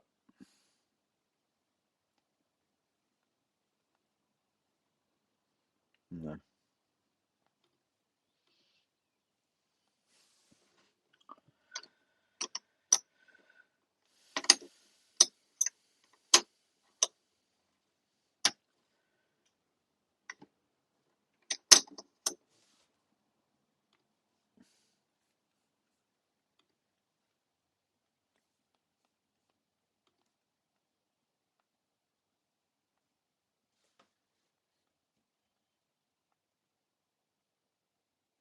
We'll never know.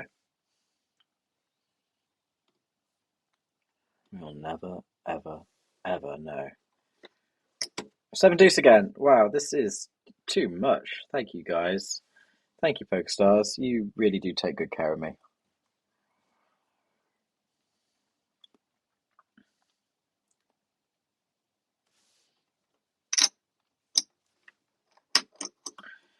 Queen deuce. Lady and the Trump. This guy's cleaning up. He's taking these blinds down like nobody's business.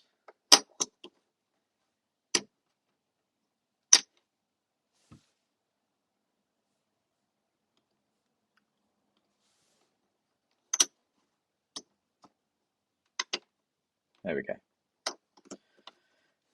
Good spot to have it as well, on the dealer button.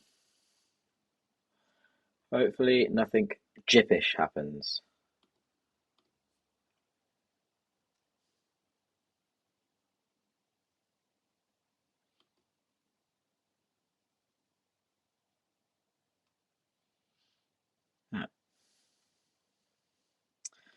Well, that was worth the wait.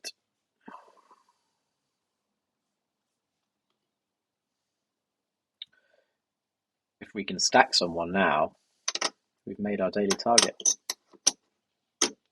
Assuming they've got the full 100 BBs. Fact. Oh, on this table, both the purple tags are sat out. Do they not have any money left? Who's got money? They've both got lots of money. Come back.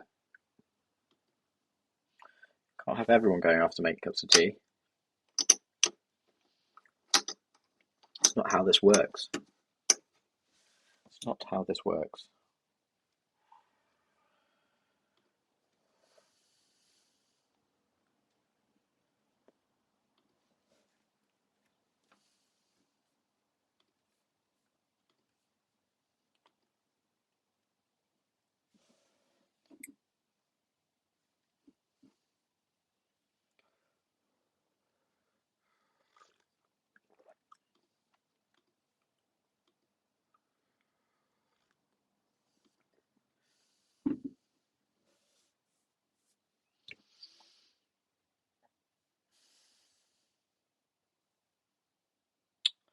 Multi-way pot. I didn't want to raise it up. I'll obviously bet this, but I was going to say you've just got to let it go. Let it go, let it go. Oh, I actually think I might fold it. I have the worst ace possible, and with a half-size bet, pot-size bet, and a call, I'm just probably behind. Let's see if I'm right. Possibly not. Another half pot-size bet. I guarantee you I was behind there.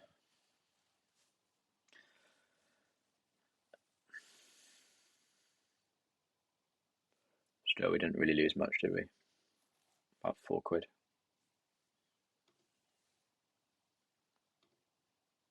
Great. So he was probably just bluffing and he's run away now. So maybe I was ahead. God, I hate that. When they run a hand and then run off.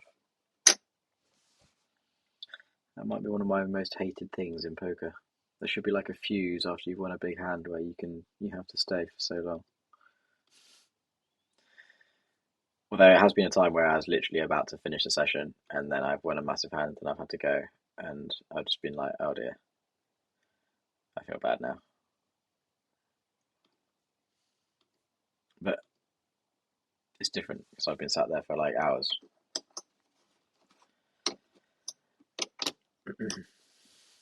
Grappling with my madness.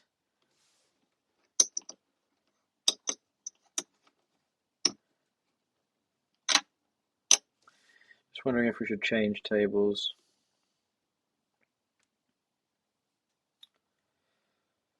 I feel like we could have some better positioning somewhere else, potentially.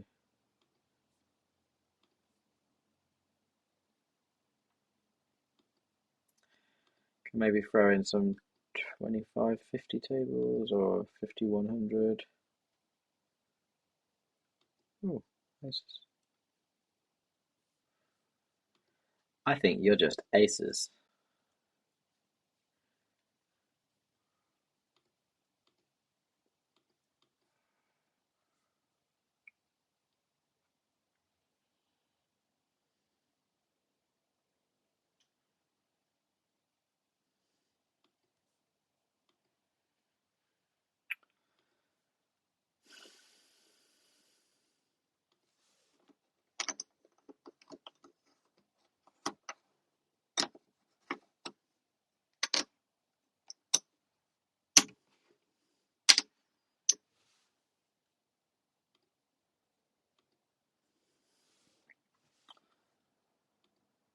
I feel like it's more suspicious if I check than if I lead out small. Lead out small. If I were him, I'd be inclined to put in a raise just to see where I'm at. I mean, hopefully he has an ace. Doesn't. That would be the holy grail, obviously.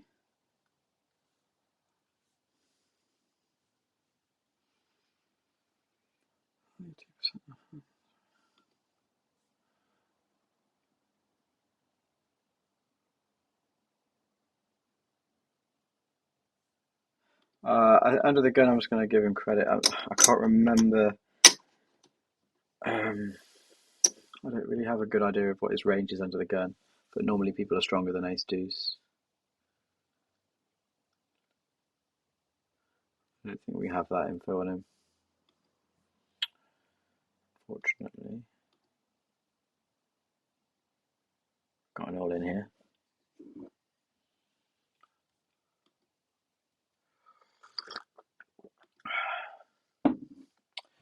Cups of tea are the best things ever. I love them ever so much. See, this is more than just poker, this channel. It's also entertaining vocal performances and cutting edge content, the likes of which you've probably never seen. Ever.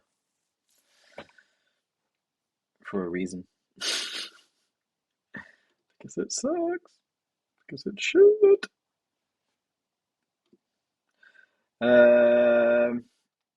Let's add another 100 NL hand in.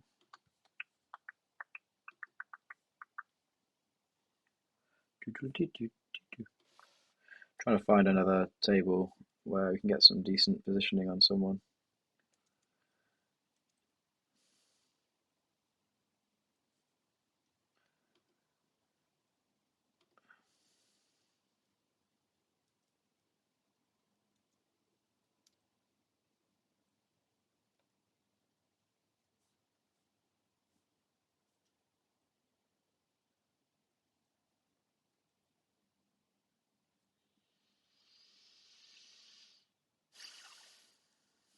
I can't find any.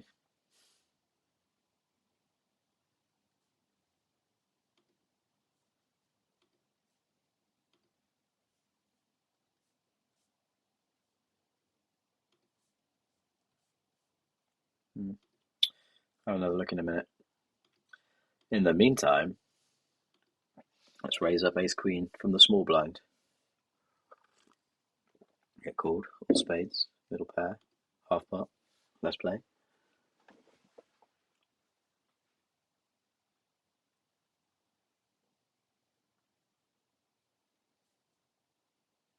Oh, God. Do you check and give him a free card? Do you bet small? Yes. And hope that he folds on the double barrel?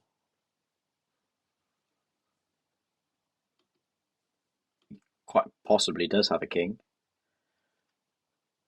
Calling me there. Will he bluff if I check? Can I bet small again for value? Will I get raised? A flush raises me. A king calls me. Maybe raises me. A flush. He had a flush. He flushed his poo down my mouth. Thank you for being a cunt.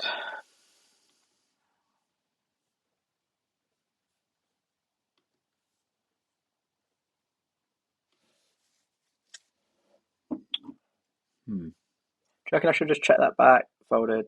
Ace Queen's just such a strong hand there.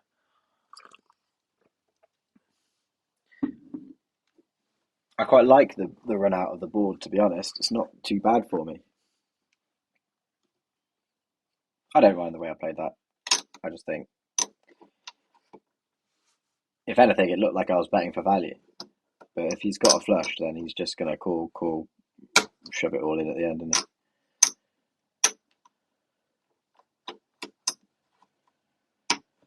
Yeah, it's fine. Das ist fine.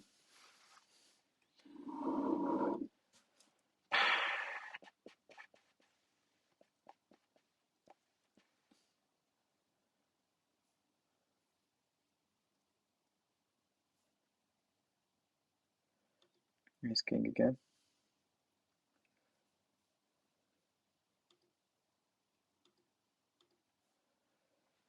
Raise it up 5x to isolate.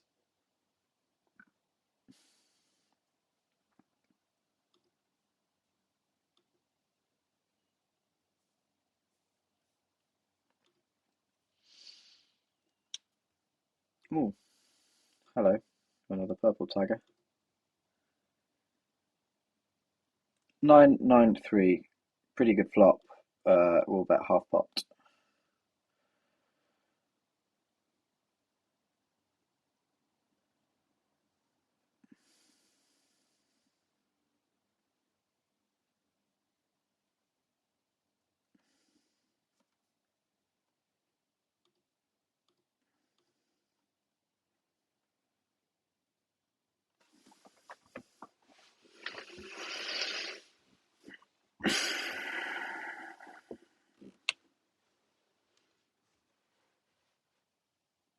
That's a brick, presumably.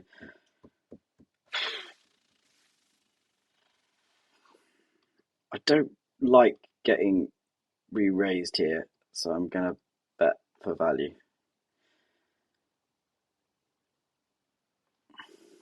Good. Jacks, queens, yeah. That's pretty much what I thought. But I just wasn't speaking out loud during the stream because I couldn't speak. I'm definitely cut out for streaming.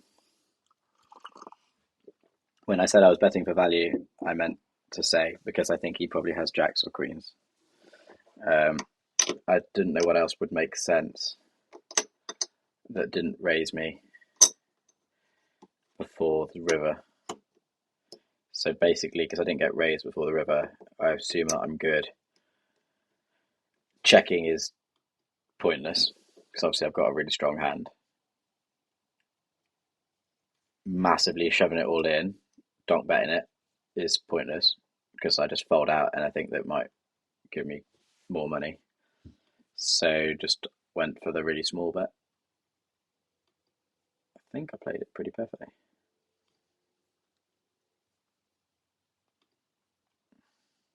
Must get better at vocalizing my thoughts whilst playing. Most of the time I'm just thinking about when I should eat tea or salami, drink tea or eat salami or something though. It's difficult. It's tricky when you're me and all you can think about is food. We've got a partially made marginal piece of rubbish here that we're going to bet. This guy does free bet a lot. Maybe I should have check called. That's a pretty good turn for us. What about half pot?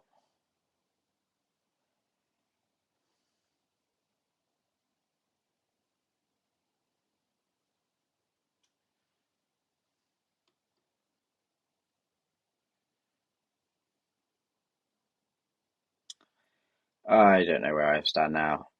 Spades make it.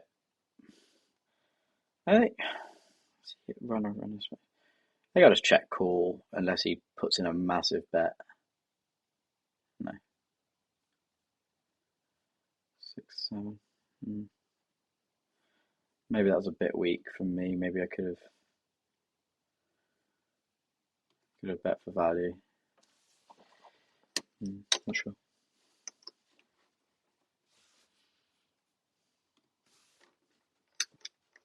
Anyway, more or less back to where we started the session at $233 up for the day and another 70 to go before we hit our target.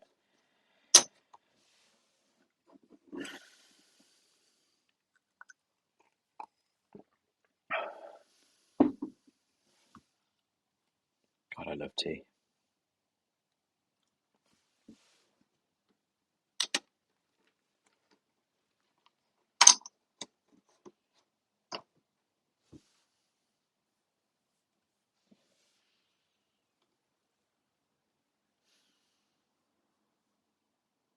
This is an interesting hand.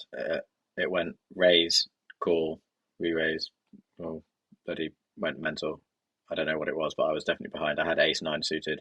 I would have flopped top pair. I'd have still been massively behind, but more pot committed. I'm really glad that I just got out of the way. I don't have a clue what he had, but I reckon it was like a big pocket pair.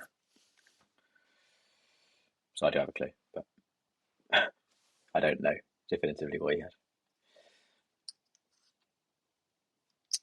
The thing is, he three bet because there was a raise and a flat, so there's a lot of dead money in the pot, and he was in a good spot to do it.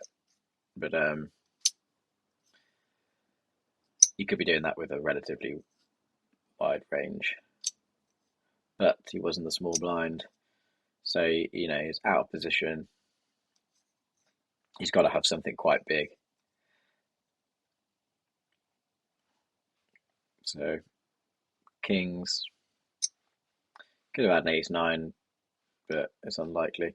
Kings, ace king, aces, queens. I wasn't really watching how the rest of the hand got played out though.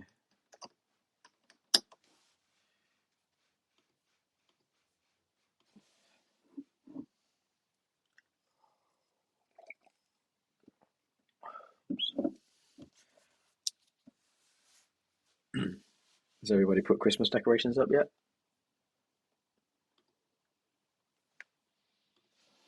We did ours the other week. Well, the weekend. So yeah, last week. And the house feels nice and cozy downstairs. We never really do decorations upstairs. Does anyone do decorations in their house upstairs? Like in bedrooms and stuff? I don't think my family's ever done that. I don't think I've ever seen anyone's house do that. It's always like in the main living areas downstairs, isn't it?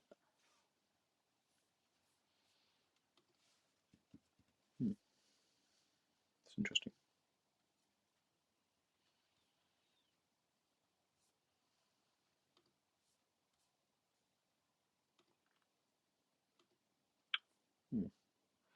Big slick.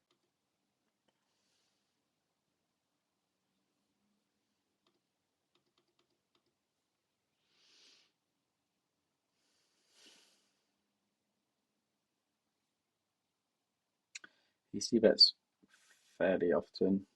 We'll put in a small bet. See if he raises. No. My option there was to either my thinking there was either to check raise him, check call him if he bets big. So check raise him if he bets small, check call him if he bets big, or small bet hope for a re-raise, hope for a raise. Sorry.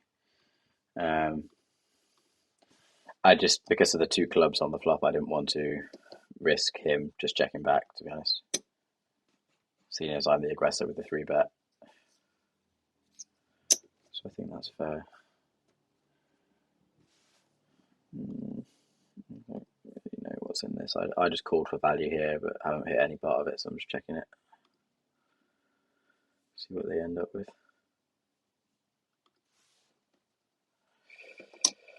Ends up with no one knows because I'm going to fold. Whee!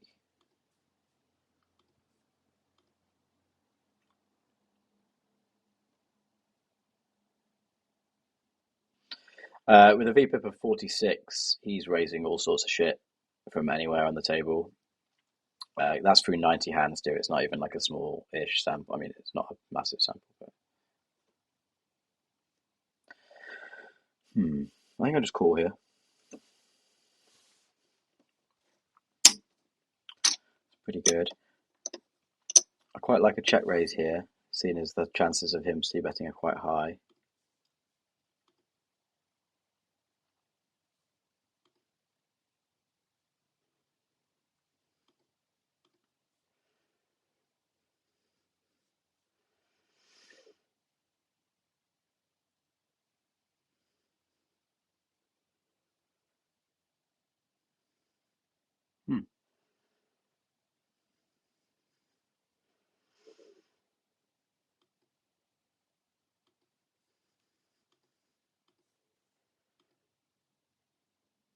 Nice.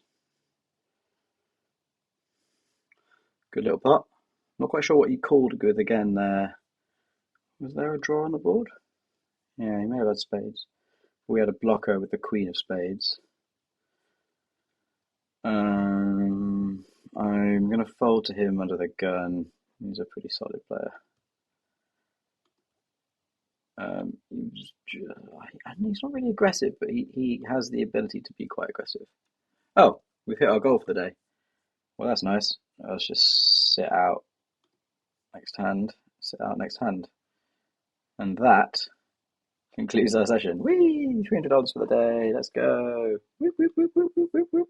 Right.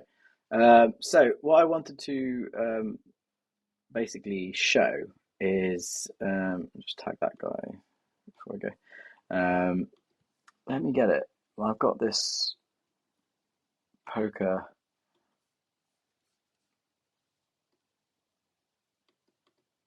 spreadsheet thing. Basically, I'm going to keep this like spreadsheet for every month where I go through logging what I get each day, gross returns, rate returns, deposits, withdrawals, my net profit, and just put in like, this isn't like the date, it's just like out of a possible 30 days of the month that I could end up playing. So I'm not going to play every single day. And keep track of it like that. So we'll start it next month doing this whole these are the rules essentially. Your daily take profit is $300. Your daily stop loss is $400. So essentially, you've got to try and target 1.5 buy-ins at 200 NL, but you'll stop losses when you've lost 4 buy-ins, because what you do is when you've got more than $200 remaining for the daily budget, like if you've like lost $200, you've lost a buy-in, then you go down to 100 NL, and then you move down when you lose another buy-in at that to 50 NL, and you're obviously grinding it back, and you stop after 1,500 hands have been played in the day. I might even make that less, to be honest. I might even make that like 1,000 hands, because I'm going to. I don't want to spend my whole day grinding away. That's more realistic, if I'm being honest. Still, I want to play around about 20 to 30,000 hands a month. So that's what I'm going to do. That's going to be how, as a non-full-time professional playing poker, I'm going to make sure that I don't have I have a plan, and that I don't spend my entire day trying to grind away playing poker without any aim, when I could be, I've got to be running other companies and doing things like that, spending time with my family. So it's not viable for me to do that. I know that if you're a profitable player, you should just play as much as you can, but I can't do that. So I think that's a good plan.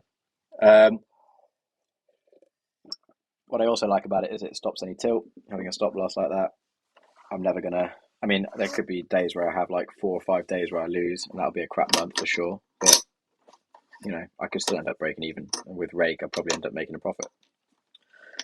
So this is how the session went today. It was just under 700 hands. It took us to get there. It took us 4 hours 42, which is longer than I typically play a day. I normally play about 3 hours a day. And if we go back to this month, we can see how I finished the month, because this is the end of my month. We finished the month up $1,887, or $1,888. That is not bad. For some reason down here it says more than that. I've got 1,999. Not quite sure why there's a discrepancy there. If you look at it in big blinds, it looks like that. So that's a bit different, because it looks more here because I basically started playing more 200 NL at the end, and I just ran really well. So that's good. But that's how it looks like if you just look at it regardless of the stakes that I played in big blinds. It's a little bit less mental, but still good. If we look at the luck bell curve, we can see that throughout that month, I was actually a lot more unlucky than I was lucky. Well, not a lot more. I was more unlucky than I was lucky. Mainly with flushes and straights, and I have to say I did run really well for sets. I hit especially at the beginning of the especially at the beginning of the month. I was hitting sets left, right, and centre, which was pretty nice. Oh, hey, Mester. Thanks for commenting and thank you for the good luck. I'm actually just wrapping up the stream now. We're on a 10-minute delay, but I appreciate you dropping by and commenting. So yeah, I think considering I've had the luck against me in terms of how the boards have run out, it's been a really positive month's poker for me, and I'm looking forward to playing it with a little bit more of a structure because this month I've just been sat down. I've done 97 hours of poker across 349 sessions, and it works out as being on average about 3.5 hours a day. And it's been fun, but I'm looking forward to seeing what I can actually make out of poker in the next few years, or in the next few months at least. Let's start small. So yeah, hopefully the stream starts to pick up a little bit of momentum. People will start to follow and subscribe and follow me over on YouTube as well, because I upload a lot of these streams as VODs for you to watch, and I'm going to start making more sort of 10-minute long analyzing videos, looking at like interesting hands from these streams, looking at my stats. One of the things that I wanted to actually go through before I finish the stream is this running some filters, and I've talked about this in multiple streams, where if we filter it by, my face is in the way, but I'm filtering these by pocket pairs. So this is, out of all the hands I played this month, this is what I won when I had pocket twos. So I was not profitable with twos. This is with threes. Definitely not profitable with pocket threes. This is with pocket fours. I was profitable, but it's not a convincingly upward curve. It's not like a real positive correlation. It's pretty flat, to be fair. This is with pocket fives. Not profitable. Downward curve, massively. Sixes. Oh, there we go. The first time we've actually seen a convincing upward curve. So this is why, really, especially from like early middle position, I'm just throwing away anything twos to sixes. Sevens, okay. Eights, very flat for a while, and then absolutely spanked it. Nines, and this is where it starts to be like an undeniably positive correlation. Like, these are strong hands. These are more premium and easier to win with. Tens, jacks, this side is like queens, and it's what you would expect, of course. But it's very interesting to see. And if any of you guys watching have HUDs, I'd be interested to know if you go through your stats. This is kings and this is aces. Woo! And this is with aces, kings, queen, ace, king off, ace, king suited. Just goes to show you really that like some of these like small pocket pairs, even when you flop, sometimes you can end up losing. So it's interesting to see some of these stats. Like, this is how often when I've c-bet the flop I've won. C-bet. Where is it where I haven't c-bet the flop? Flop c-bet. Checked flop, no c-bet essentially there. So a little bit more sketchy. So it pays to be more aggressive on the flop. Where I've 3 or 4 bet pre-flop. There you go. Makes the case for being more aggressive again. That's very good, isn't it? Went to showdown. Somewhat sketchy. As you can see, my average all-in equity isn't hugely convincing. It's 52.82. Definitely when I was playing a lot more with the 50 NL, I was quite happy to just play for stacks with a flip. Not so much with a 200 NL. So going through these stats are really interesting, and I'm going to be doing a lot more of these in videos on YouTube. This is top pair at showdown. Basically break even. So like top pair doesn't have that much showdown equity. It happens if you get to the river, you're probably a coin flip if you've won with top pair. It's not really until you start to have like trips that you start to see some positive correlation. Although I think I had a bad run of, as you saw, like in recent streams with my trips. Two pair made for 2 whole cards. I seem to have done very well with. So where you actually your 2 whole cards have given you 2 pair. But yeah, these are all the different filters that I look at and try to analyze in my game, try and find leaks, and there's my month overall. Very happy with that. That will help pay for my car, some bills, some food, some things like that. So that's all I can ask for really for my poker for a few hours a day. If you've enjoyed this, please go over to my YouTube and subscribe to the channel and follow on Twitch. I'm going to be trying to split it across both, and I appreciate any support that I can get, because right now I'm just talking to myself, although it is kind of fun documenting my journey through poker. Anyway, I'm going to end the stream now. I'm going to go and have another beer, watch some TV, and chill out. Thanks very much for watching, guys. Bye!